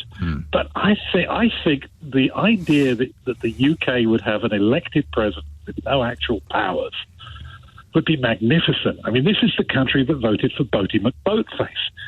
Think of the hilarity that would occur if you allowed the good voters of the UK to vote for whoever they wanted as president. But the thing is, he does have powers. I mean, people like to imagine that the king or the queen of the moment doesn't have any actual power. It's just ceremonial, but they do. They have an enormous amount of power. I mean, there's a thing in The Guardian today where the coverage of the coronation has to get sent by Buckingham Palace, and they say, yes, you can do this, and no, you can't do that. So, I mean, you know, there is no freedom of the press in that regard because they're completely controlling. Yeah, well, you need to have a president the way that Canada has a king. We have King Charles of Canada, but he has absolutely no power whatsoever. Right. Someone who lives 3,000 miles away. Yeah. Yeah, we don't have to pay for it either. It's quite wonderful, really, which is why we will probably keep the king long after you guys have got rid of him. Right. It's like, but I do think a powerless president that could be anybody. I think you guys would have a riot with that. It would be the talk of the whole world. Which foolish, humorous joke president will the UK elect next? I think that would be great. Foolish joke. Well, that does bring me in mind of somebody whose name passed my lips some moments ago. Yeah. No, not him. Not never again. Can't possibly. Can't go through that again. So is this playing well in Canada then? You're going to be glued to the set, I guess it's in the middle of the night where you are. I'm not actually sure if it's on TV, which gives you an idea joking. of how... I'm sure it is, because we have the CBC and they usually run sort of a BBC feed for things like this, but it's not been publicised. No? I wouldn't say it's... I not particularly, no. I mean, my daughter's a huge royalist and she's not watching it. Well, now, when the Queen died, when they had the funeral, did you watch that? Was that all over the news? It must have been. It must have been on every channel. And they ran the feed, but no, it wasn't. Again, it wasn't particularly important here, I hate to say. Well, I tell you what, you missed a good show. I mean, it really was. So if the thing tomorrow is going to be anywhere near as good as that, then it will be worth watching. I mean, we have paid for it already, so we might as well take some pleasure in it. Thanks a lot, Nick. This is LBC from Global, leading Britain's conversation with Nick Abbot. I really like you. Do you like me? Some nobody. Oh, there was a word from the WHO, the World Health Organization.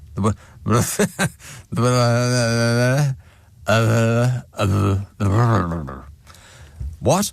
The World Health Organization said the mad bat disease ain't a thing no more. I'd completely forgotten about it. They should keep up. Nobody's paying attention to that anymore. Haley texts, surely with the hell of a beating that the Tories have taken in the past day or so, the daft notion of it's what the British people want when talking about dingers, etc., seems a bit redundant. Local elections have turned into a protest against this regime, and I love it, says Haley. Yeah, a little bit redundant. Talking about what the British people want. What the British people want is to say, is to have a clear out at number 10. They want to say ta-ta. Bye-bye. Yeah, good riddance. See you later. But not if I see you coming first. It's what the people want. Yeah, let's talk about what the people want, shall we, Fishy?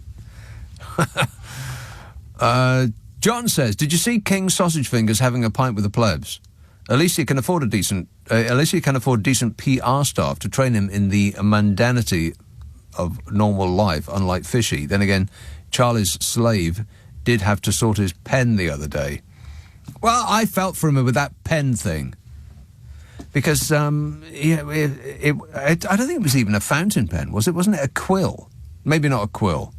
Some sort of fountain pen, which didn't work. I mean, he'd been waiting for, 50 years for his big day, and then come the big day, he had to sign the big book, and his blooming pen didn't work. I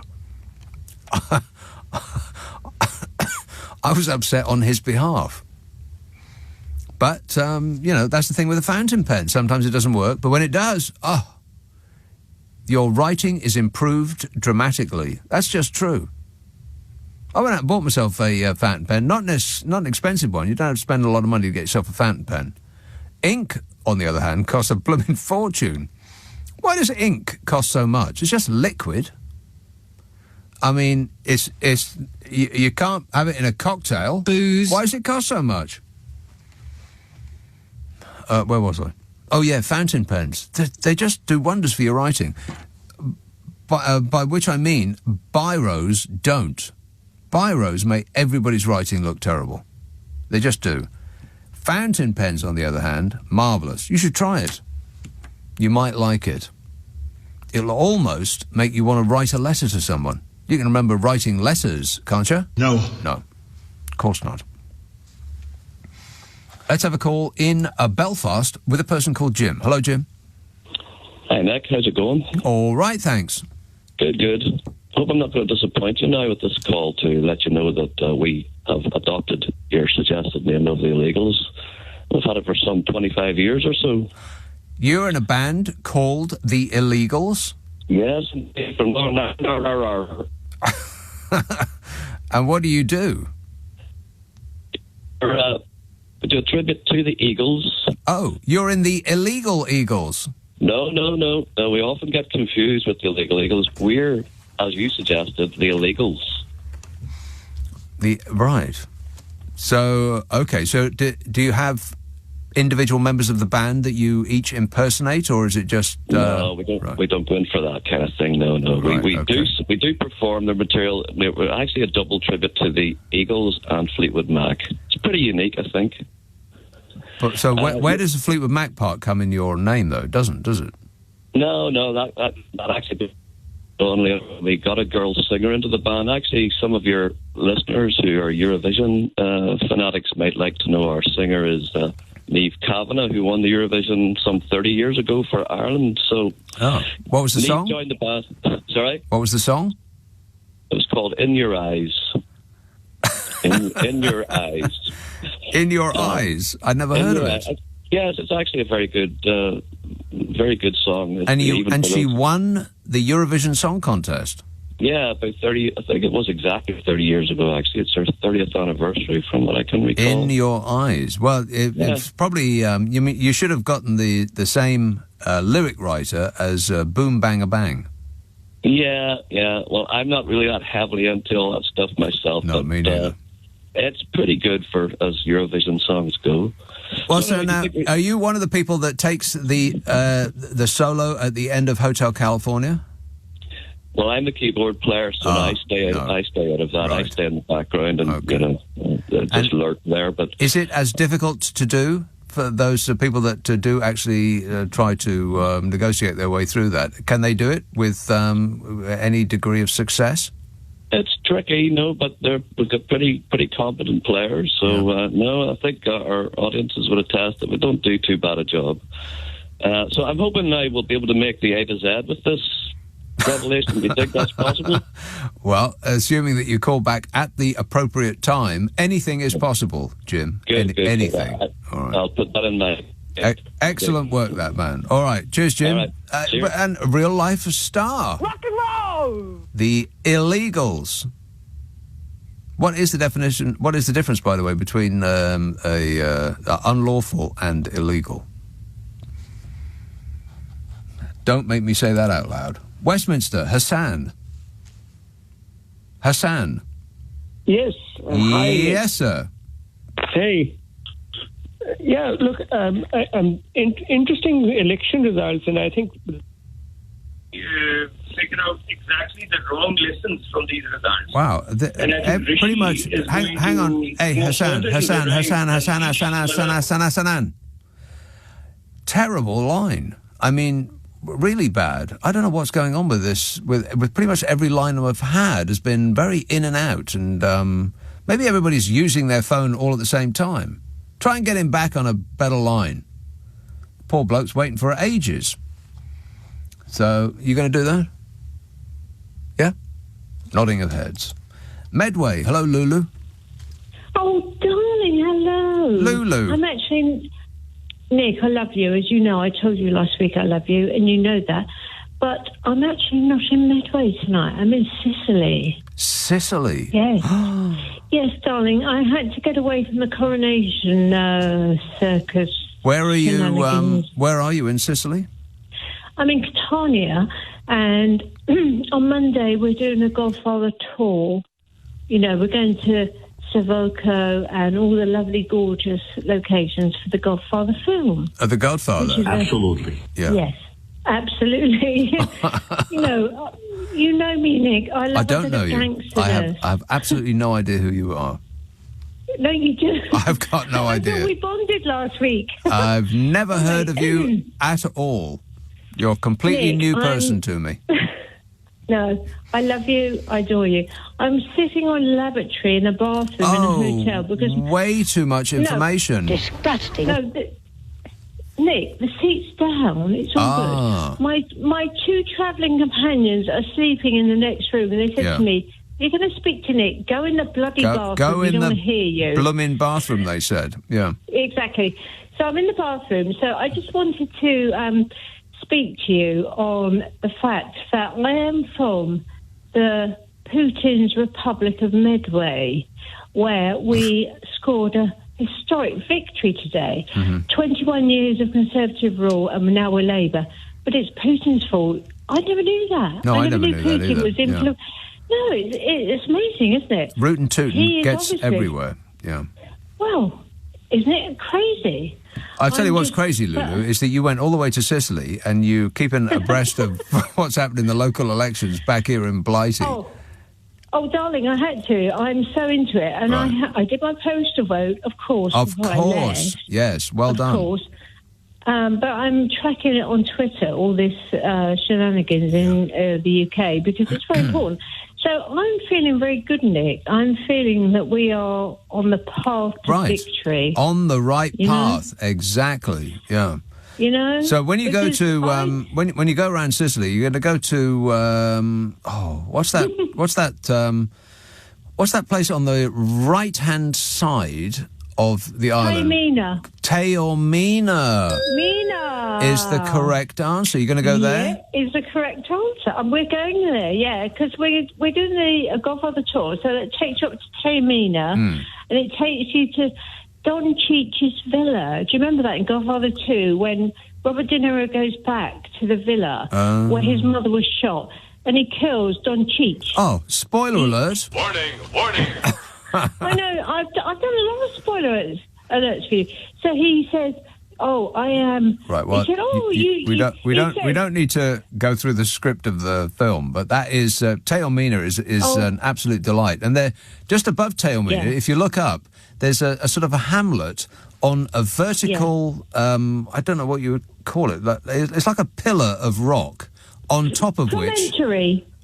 Not a promontory, no. It's a pillar. No. A pillar of rock that seems to go straight up, and they've right on the top of it, they've put a little hamlet. That's worth going to as well. You can thank me later. No, wait, I've changed my mind. You can thank me now. You can thank me now. Yeah. Thank you. Thank you. All right, cheers, Lulu. Gotta go. 0345 6060 973. I was going to ask her the weather, but I know it'll probably be disappointing. It's probably baking hot down there. I bet it is. 0345. I bet that no rain on the horizon. I can check that, but you know what? I'll just be. It'd just annoy me. 0345 6060 973. Text 84850. Email nick@lbc.co.uk. If you're on Twitter, it's at LBC, Friday, Saturday, Sunday night at 10. Nick Abbott, LBC. This is LBC. This is LBC with Nick Abbott. Now, wait a minute. I don't like that kind of talk. Now, just stop it. It upsets me. Nigel emails, I think you will find that the real reason for the Tory party collapse at the local elections has nothing to do with rootin' tootin' shootin' Putin or Jezza Corbyn. It was actually Meghan Markle. Oh, that dreadful woman's ruined everything. Boo! Thanks a lot, Meghan Markle. See what you've done.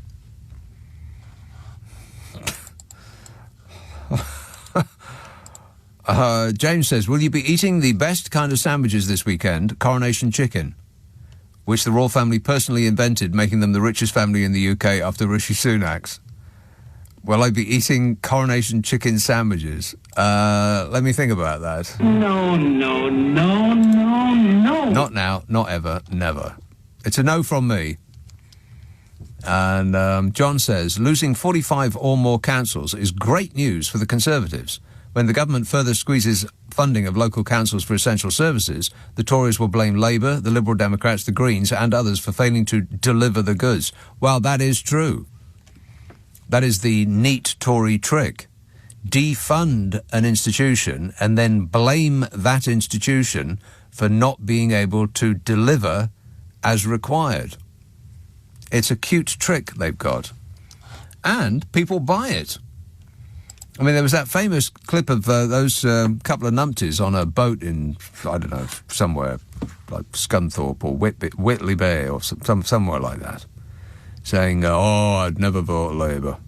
Oh, not round these parts. They've ruined these parts of Labour. I mean, they've shut down the police stations and, they've let the hospital go to rack and ruin. The journalist said, you do know that that's not local issues, that those two things are controlled by central government, and it's been the Tories that have been running things for the past 13 years. And a look of complete wow, what's that word? A look of complete incomprehension. There it is. Of slack-jawed incomprehension fluttered over their faces. Glasgow. Hello, Craig. Hello, Nick. How's it going? All right, thanks. Yeah, listen, I thought I'd phone. I'd seen the results of the English local elections today, and I must say I was, as I always am, quite happy to see the Tories getting an absolute thumping. Yeah.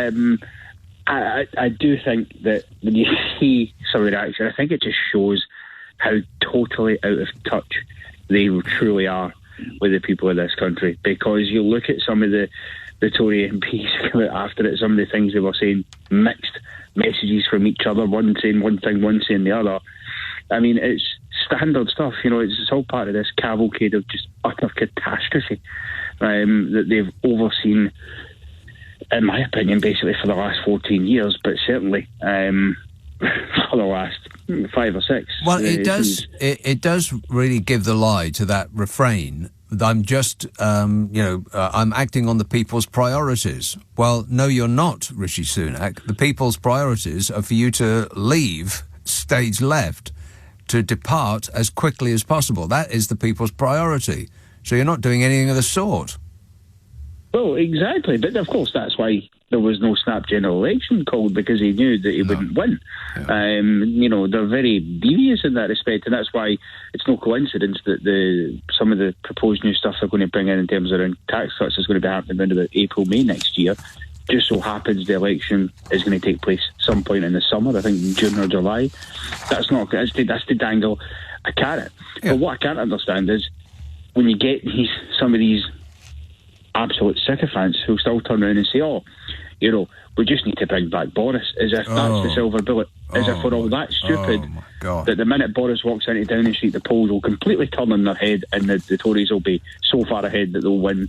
I mean, it's just nonsense. Those people have Boris Johnson derangement syndrome. Boris Johnson was never popular. He wasn't popular when he first came in, and his popularity took a nosedive from day one. I think he left with, I can't remember exactly what it is, but it was like a -30 score. Almost no Prime Minister in living memory has been as unpopular as Boris Blooming Johnson is, and yet these people, they still yearn for his return. I know, it's absolutely absurd that it's like this sort of solid Damocles. We'll bring Boris. Boris is never going to be Prime Minister again, in my opinion. It just won't happen. Yeah. And for no other reason than the fact, I think Labour will win the next general election, which then means it would be 4 years or 5 years, I think, actually, on the rules before. It will be 5 years before they get kicked out again, because they won't have enough time to fix the mess that the Tories have left. And from day one of losing the next general election, the Conservative Party will be blaming Labour for everything that the Tories, have done. And just enough people will be thinking, oh, yeah, that's right, the Labour Party are in power now and I'm still poor. I'll vote Conservative next time around. So I'm telling you, the Labour Party will have one go, just one, during which time they absolutely have to bring in proportional representation. Otherwise, they'll be out of power for another 20 years. Oh, I totally agree with proportional representation. I think that is absolutely required. I think the fact as well is that the Tory have got this other sort of advantage, which is that they've got a pretty heavy media empire and machine behind them when it comes to the right-wing press. I mean, honestly, they're the only people I think that are just as good as the Tories at spin. How you can spin the Tories losing over 1,000 council seats as a bad day for Labour. I mean, full marks for the, unrelenting, unwavering sort of support for them, but that's just ridiculous. How is that a bad day for Labour? That's a great day for everybody who's not Rishi Sunak. Yeah, right. All right, thanks a lot, Craig. 0345 6060 973. Does make you wonder why Rishi Sunak is doing that job, doesn't it? I mean, ain't you curious? Why would a billionaire bother himself to get out of bed for 180 grand a year, something like that? I mean, he must make more in untaxed profits. I mean, like after tax. Let's presume that he does actually pay some tax.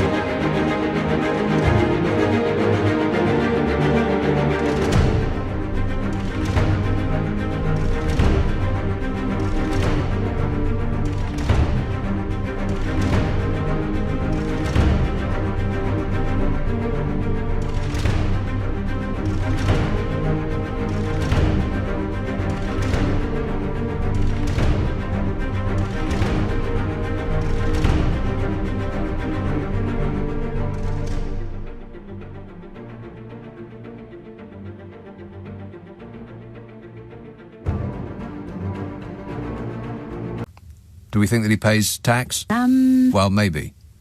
He'll pay some tax. Not the kind of tax that you and I would pay, because he makes most of his money through the appreciation of his assets. And by complete coincidence, the appreciation of assets is taxed less than actual real-life work, which is what you and me do. You know, the little people. The little people. We do work, and that gets taxed at a vastly higher rate than people who don't do work for a living, the super rich, the appreciation of their assets. But anyway, I bet he makes more in a day with the appreciation of his assets than he does in a year of being Prime Minister. And with all the grief that comes with that, ain't you curious as to why he's doing it? I mean, do we think that he's doing it for the benefit of the country? No. Chris says, well, you mentioned how Brexit played out in yesterday's vote. How did it play out in yesterday's vote? Also, how did UKIP and Reform today? Also, how did UKIP and Reform today? What does that mean? Are we seeing a swing away from the right? And is problem now too many left or mid-ground parties? Well, the problem was always too many left or mid-ground parties, which is what splits the non-right-wing vote. I mean, essentially, if you're right-wing, you've got one party. That's it. And they hoover up all of those votes by being as mean as they possibly can to anybody that looks like a foreigner. You know, there's the dinghy spotting. That's what that's about, to cement in place the votes of a certain element. And then they can work on, the rich by giving them tax cuts, and the super rich by giving a blind eye to all of their financial shenanigans. So they got them all cemented into place. It just requires a little bit of cruelty to those who don't look, talk, squawk, and walk exactly like we do, and they will sail into number 10 next time around. That is what I'm expecting. 5 more years. Bexley Heath. Hello, Kathleen. Oh, hello there. I got my phone surprise. Hello. Kathleen. How are you? All right, thanks. Nice to speak to you again.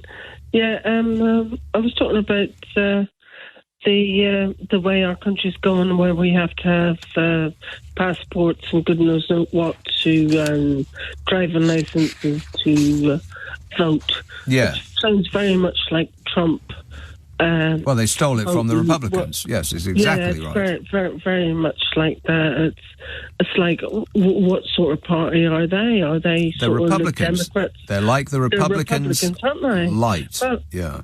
Yeah, but most of the Republicans over here would be sort of Labour, wouldn't they? Which No. is a bit strange. No, they wouldn't at all. No, not even close. No, so Republicans are Very right more wing. like, very conservatives? right wing. Yeah. They're like the Conservatives, but the right wing of the Conservative Party. Oh, I see what you mean. Well, we've always been Labour. I've always been Labour, but my husband was very conservative. He bought his own house, but his mum and dad were Labour supporters, and it's like, gets very confusing. But I find it very bad that you have to have ID to do this. I mean, when I came to London like 43 years ago from Northern Ireland, I went to a doctor's surgery and they said you have to have a passport in order to register you. Oh, yeah. And the people behind the counter couldn't speak English to me. They were like, well, I didn't mind that, but you've got to be a bit broad-minded and a bit, like, open-minded. I didn't mind that at all. And so, well, hang on a minute. Hang on. Whoa, back up. The people behind the counter at the doctor couldn't speak English? The people taking the appointments, they couldn't speak English? No, they couldn't. They couldn't speak English. They said you have to have a passport. But that's why it isn't. Well, but It's very that's English, though. cosmopolitan. I mean, what language were they speaking when they said you had to have a passport? They were trying to speak English, but they weren't making much sense. We're not making much sense. I don't want to be racist, but they weren't speaking very good English. But, I mean, it wasn't their That seems to be a fault, but they were requirement for the job following to me. I mean, if you're going to be interacting with the public, then it's probably best to speak the language that the public actually speak as a first language. Well, I mean, that's I could my have been a bit suggestion. irate about it and a bit annoyed about it, but I thought... But you were standing next to a sign that says, do not abuse our staff. Our staff is an abuse-free zone, something like that. So I thought it must be me, it's not them, sort of thing. Probably you. Well, if I could take up another subject about Prince Charles tomorrow. I mean, years ago, it was a wonderful thing he did. He said that every house in the whole of England should have central heating, which was a lovely thing he said, and he did introduce that, which, I mean, I'm Labour. The Prince Charles introduced... Prince Charles he said central that everybody heating. should have central heating. Right. And he was worried about the environment and all that. I think he's a very nice person, I mean... Right. Well, I don't know anything about that whole central heating issue, and I'm not sure that whether people have got it or not has anything to do with him. That's 100% true. Right. Okay, all right. Well, if it's 100% true, then there is still some doubt. If it's only 100% true, Kathleen, then some doubt remains. Only when it's 110% true, then you can be sure. Anyway, thanks for that. 0345 6060 973. Text 84850. Email nick@lbc.co.uk. If you're on Twitter, it's @LBC. Friday, Saturday, Sunday night at 10. Nick Abbott, LBC. It's 12:30. Blimey. Doesn't time fly when you're out of your mind? 12:30 on LBC, the news headlines with Daryl Jackson. This is LBC with Nick Abbott. Call 0345 6060 973. Tweet @LBC. Text 84850. Yeah! Dudes! Yeah, talking to dudes, Mark texts, "You're harshing my buzz by saying that Labour will lose the next election. Can we at least have a few hours of euphoric delusion before the fog of grim reality descends again," says Mark. No. No, we can't. If I've got to live in reality, then you have to too. Plus, they have that little wheeze about photo ID in order to push them over the line. Thousands of people have been denied the chance to vote in local elections by these new ID rules. Compulsory photo identification was required for the first time to cast ballots for local councillors. But the Electoral Commission has admitted that some people were unable to vote because they didn't arrive with the correct documents to allow them to enter the booths. And you could say that was the plan. Not an accident, the plan. Tom Brake, a former Lib Dem MP who now runs an organisation called Unlock Democracy, which leads a coalition of groups, including but not limited to the Electoral Reform Society, Fair Vote UK and Open Britain against the imposition of voter ID, he said, "Today has been a dark day for British democracy."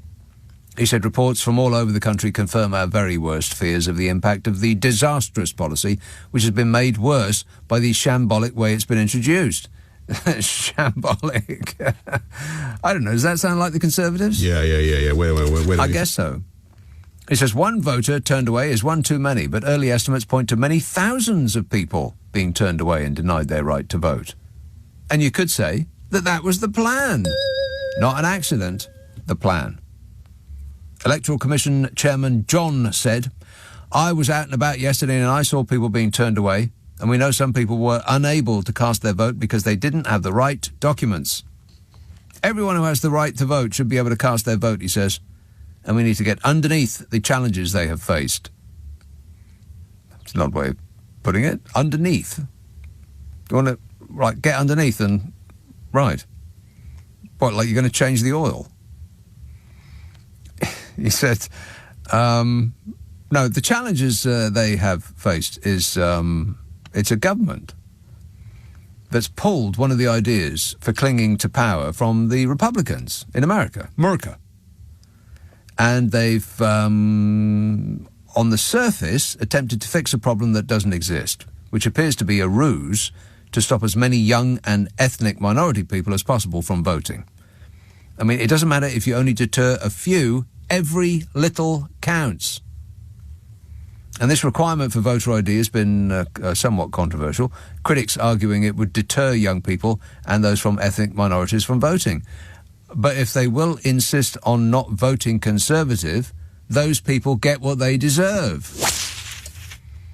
And shortly after the polls closed, a spokesmodel for the Electoral Commission said, "Our initial assessment is that overall the elections were well run." Well, you know what? They always are. But, they said, "we already know from our research that the ID requirement posed a greater challenge for some groups in society and that some people were regrettably unable to vote as a result. Also known as the plan. Not an accident, it's the plan. The policy is opposed by Labour and the Liberal Democrats and the Groovy Greenies, but the government argues the change is required to reduce the numbers voting for Labour, the Lib Dems and the Greens." What? They didn't say that, but that is, I suspect, the plan. Doesn't matter how many you stop, one might be enough. Let's have a call in York. Hello, Jan. Hello, Nick. Jan. How are you? I am great, mate. Good. Now, you were talking to Carol about what makes you cry. Yes. Yeah. Well, I don't know about you, but I think that the older you get, the more things make you cry. Do you think that? You may have it almost as though you're walking through a field of wheat and you cut a path through it. If you can cut a path through to where your emotions start you crying, and you've been there before, and the path is easy to find in the canyons of your mind, then you probably can cry more as you get older. Gosh, that's deep. For instance, the other night I was watching Michael Palin on the train journey. I don't know whether you saw it on the TV. Did you? The comedian Michael Palin made you cry? Yeah, well, it wasn't him that made me cry. He was doing a train journey from London to the Isle of Skye. And one of his trips was on the Flying Scotsman. Right. And the quality of food made him cry? No. No. There was a shot of the Flying Scotsman steaming along. Ah. And that brought tears to my eyes. Yes. Emotional. It sounds stupid, doesn't it? Well, no, not really. No, I get that. Do you? Now, were you of an age when you were taking trains when they were steam powered? I think I have been on a steam train when I was at school, yeah. Right. So I suspect that what you're crying for is not necessarily just the image of that train, although it is evocative, an image, that train. But I think you're probably, are you crying for lost, I hate to say this, Jan, lost youth? Maybe. I never thought of it that way, but you could be right there. Yeah. No, I don't think so. Maybe you lost something on one of those trains and you've never forgiven yourself.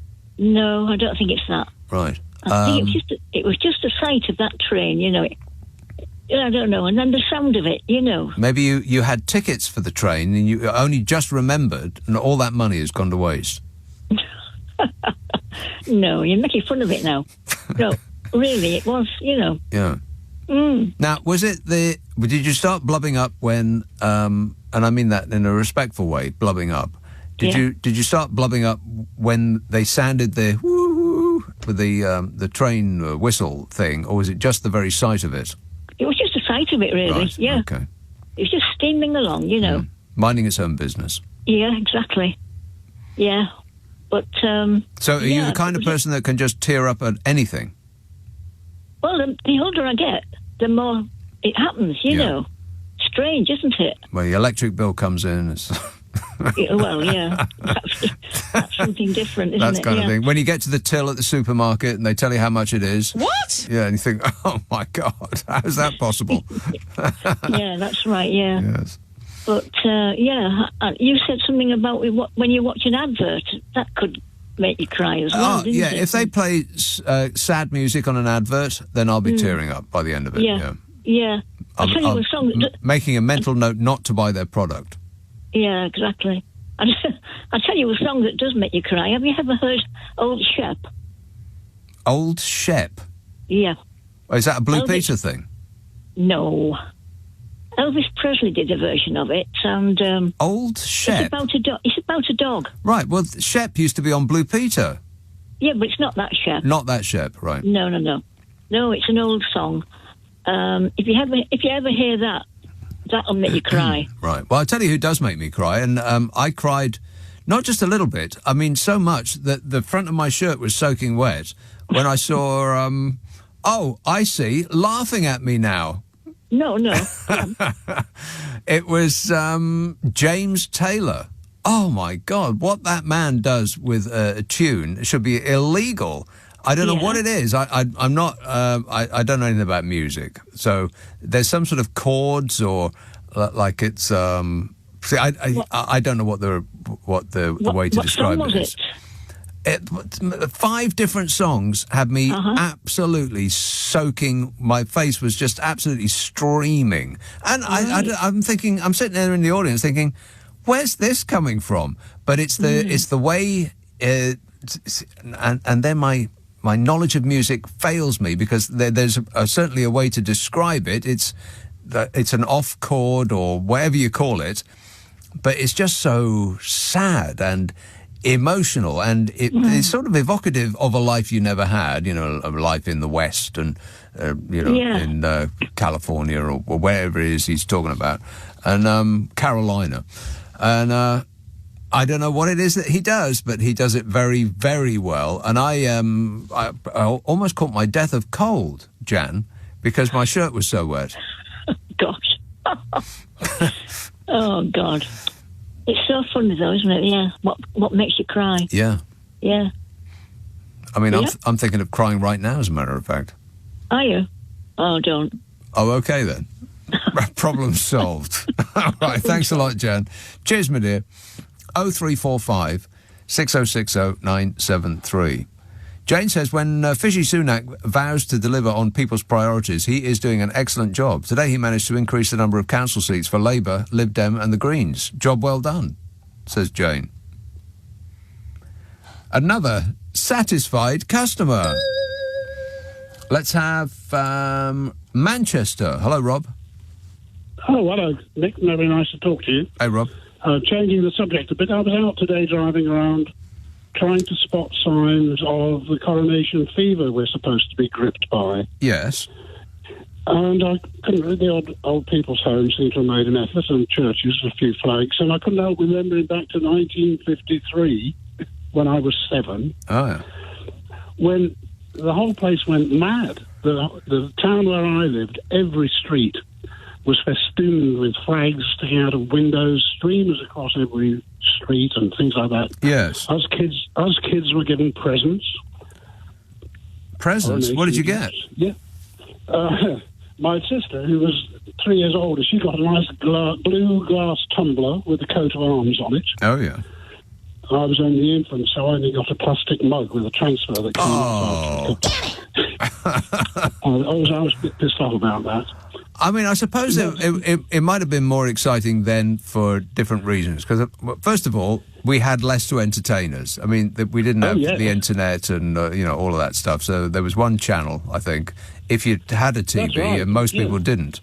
Second, yes, it was a more deferential age, and we revered the royals way more than we do today, or any sort of representative of authority. They're not revered as much.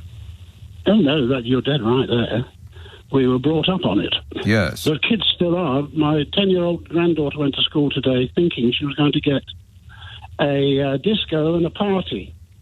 But what they actually got was an assembly in the hall and an hour's lecture about the king and what a jolly good fellow he was. No disco? No. Blimey. They got a lecture on the king. I thought it sounds a bit like North Korea, this. I wondered if it was a national policy. I think it actually is. I think it is. I think it actually is, yeah. That all kids will be given a talk about the king. I believe... I may have that wrong, but that would be my belief, yes. I think there is a thing that in schools... Oh, God. Oh, right. Well, talking to her, I was saying, the kids excited and things about the coronation. Mm-hmm. And she made it sound as though, she does come from a very anti-monarchy household. Right. But she made it sound like the school is gripped by a wave of apathy and disinterest. Really? Yes. I couldn't get her to say kids are really thrilled and talking about kind of nothing. Well, that's at odds with... The lack of decorations and right. the trouble that... It's nothing like, say, Christmas, when people put all those lights up. People have made no effort compared to 1953, when we were all very poor. Yes, that's true. And they went mad. The street in my town, which I assume is fairly typical, it won the best decorated street competitions, and they'd erected floral gateways and arches all the way along the street. I think the other thing is, in the middle of the 1950s, it still felt, I imagine, like you were still living through the war. I mean, you didn't have anything to eat. Yes, we have no bananas. There was rubble there was rubble for the next 30 years in most major cities, and the whole thing was it's like the country was just falling apart, and they had this one thing to really pick the nation up, and so they went big on it. Oh, yes, it was a country of prefabs and bomb sites. Yeah, but we got no end of amusements these days, so His Majesty is in competition with TikTok and YouTube. That's true. Yeah. That's true. So, yes, it was a pretty drab time, so it was a good excuse to do something colourful, I suppose, yeah. Right, well, you know what, we can do something colourful tomorrow. You don't have to be totally into it, just, this thing probably isn't going to come around again. For most of our lives, so why don't we just get into it? I mean, it's going to happen anyway. We might as well get into it, yes? 03, we've paid for it already, so we might as well watch it, even if it does start ridiculously early. Why is it so early? Anyway, thanks a lot, Rob. 0345 6060 973. Friday, Saturday, Sunday night at 10. Nick Abbott, LBC. This is LBC with Nick Abbott. Call 0345 6060 973. Text 84850. Alexa, send a comment to LBC. Come on, we're running late. Paul says, "'Tis just a flesh wound." I think he's referring to Tory MPs presenting themselves to the press, saying, "Oh, it's nothing." Sam says, "I don't know about ping pong balls, but one person dies every year from getting tangled in a clothes horse dryer. Those things are dangerous." And Pam says, "Singer-songwriter Linda Lewis died on Thursday. The first album I bought was hers in the 1970s. I believed I could sing her high notes." No, I don't think you probably could, Pam. She had a 5-octave range. I don't even know what that means, but that's, off the top of my head. That's me remembering what I read about her. Was she the woman who did I Love to Love? But my baby just loves to dance. Was that her, Linda Lewis? I don't know. 0345. There's no way of knowing. That's the sad part. Let's have, let's see now. Clark Kent. Okay, Clark Kent. Yes, go ahead. It's actually Natalie, but hello. Hello, Natalie. Hi. My mum's got me listening to you, actually. She's a huge fan, and I think she's phoned in a few times. Hello, Mum. What you were talking about, what really upsets you and makes you cry. I got told that apparently we're talking about not having the clocks go back or forward anymore, which made me incredibly upset. Why? Is this correct? I don't think so. I think that they talked about it in the European Union, but we're not a member of the European Union anymore. Well, that's what I heard, and I was incredibly upset, because how can we possibly live and not have our clocks spring forward and fall back? But which part of it do you like the best? I prefer to spring forward and fall back, and know that we know that when spring's coming, we get the earlier evenings and the later evenings. But we would get them anyway, regardless of the clock change. I mean, it does naturally get brighter, regardless of what we do with our clocks. Oh, but isn't there something about waking up and thinking, crikey, an hour earlier you get the sun? Or, winter's coming because you get the later evenings. And when you go on holiday as well, what the fun of getting on a plane and saying, oh, let's change our clocks. What's the time? It's 10 o'clock. Oh, no, it's not. It's 11 o'clock. Well, that's a sort of a separate issue, but I would prefer the clocks just stayed forwards all the time so that we got some light during those dark winter months instead of being artificially plunged into the darkness from the end of October. Terrible.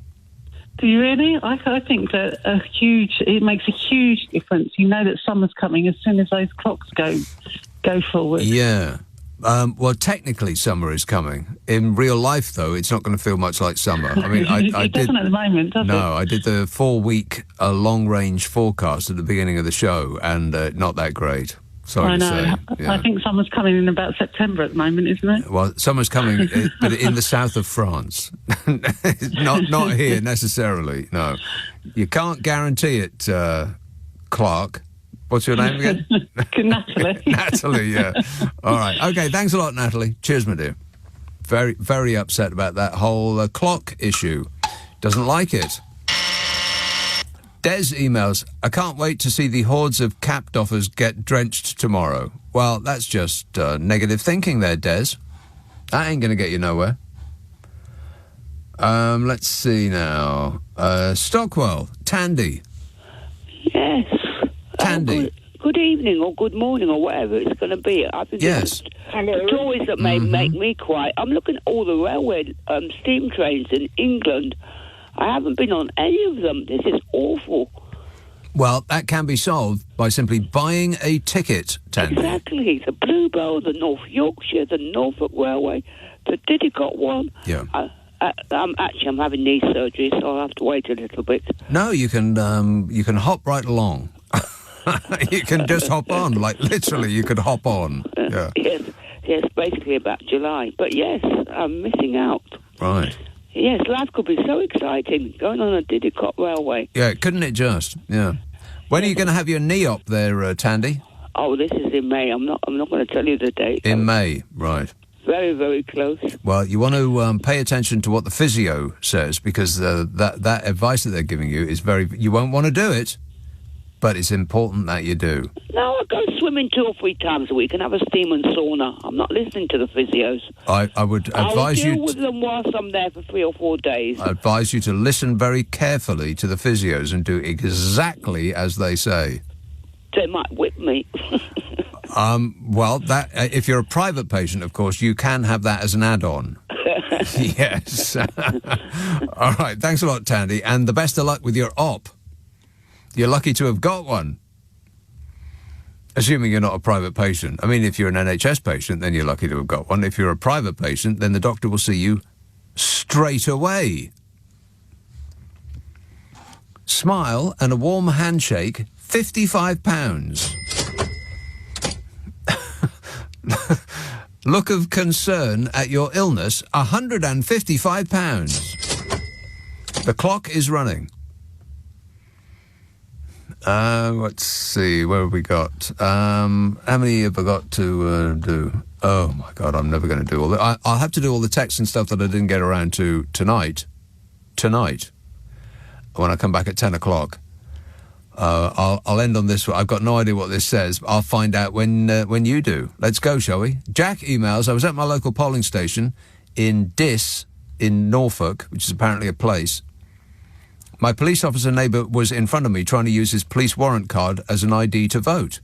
After the very incompetent staff made a phone call, they said it wasn't government issued, so it wasn't valid.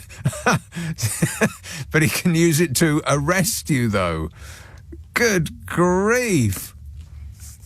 Oh, well, I am stunned. And that's a good moment to end on, don't you think?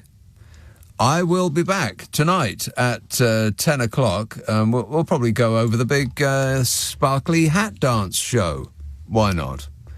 If you missed any of tonight's show, you can catch up on Global Player. The podcast to this show, where we take the news and most of the ads out, it's exclusive to Global Player, and the magic phrase is Nick Abbott, the Whole Show podcast. If you have one of them stupid smart speakers, tell it to open Nick Abbott, the Whole Show podcast. You can dial that in on an internet near you, and it will come up, Nick Abbott, the Whole Show podcast. It's on Global Player, with which you can rewind live radio, and if you ain't got it, then you can get it for nothing, and as in free. It's at your App Store or globalplayer.com. Back at 10 for my Abnormal Normal show, coming up at 4, Ali Mirage. But right now, Clive Ball. How? Clive Ball. How? Clive Ball. How? Clive Ball. How? Clive Ball. How? Clive Ball. How? Clive Ball. How? Clive Ball. How? Clive Ball. How? Clive Ball. How? Clive Ball. How? Clive Ball. How? Clive Ball. How? Clive Ball. How? Clive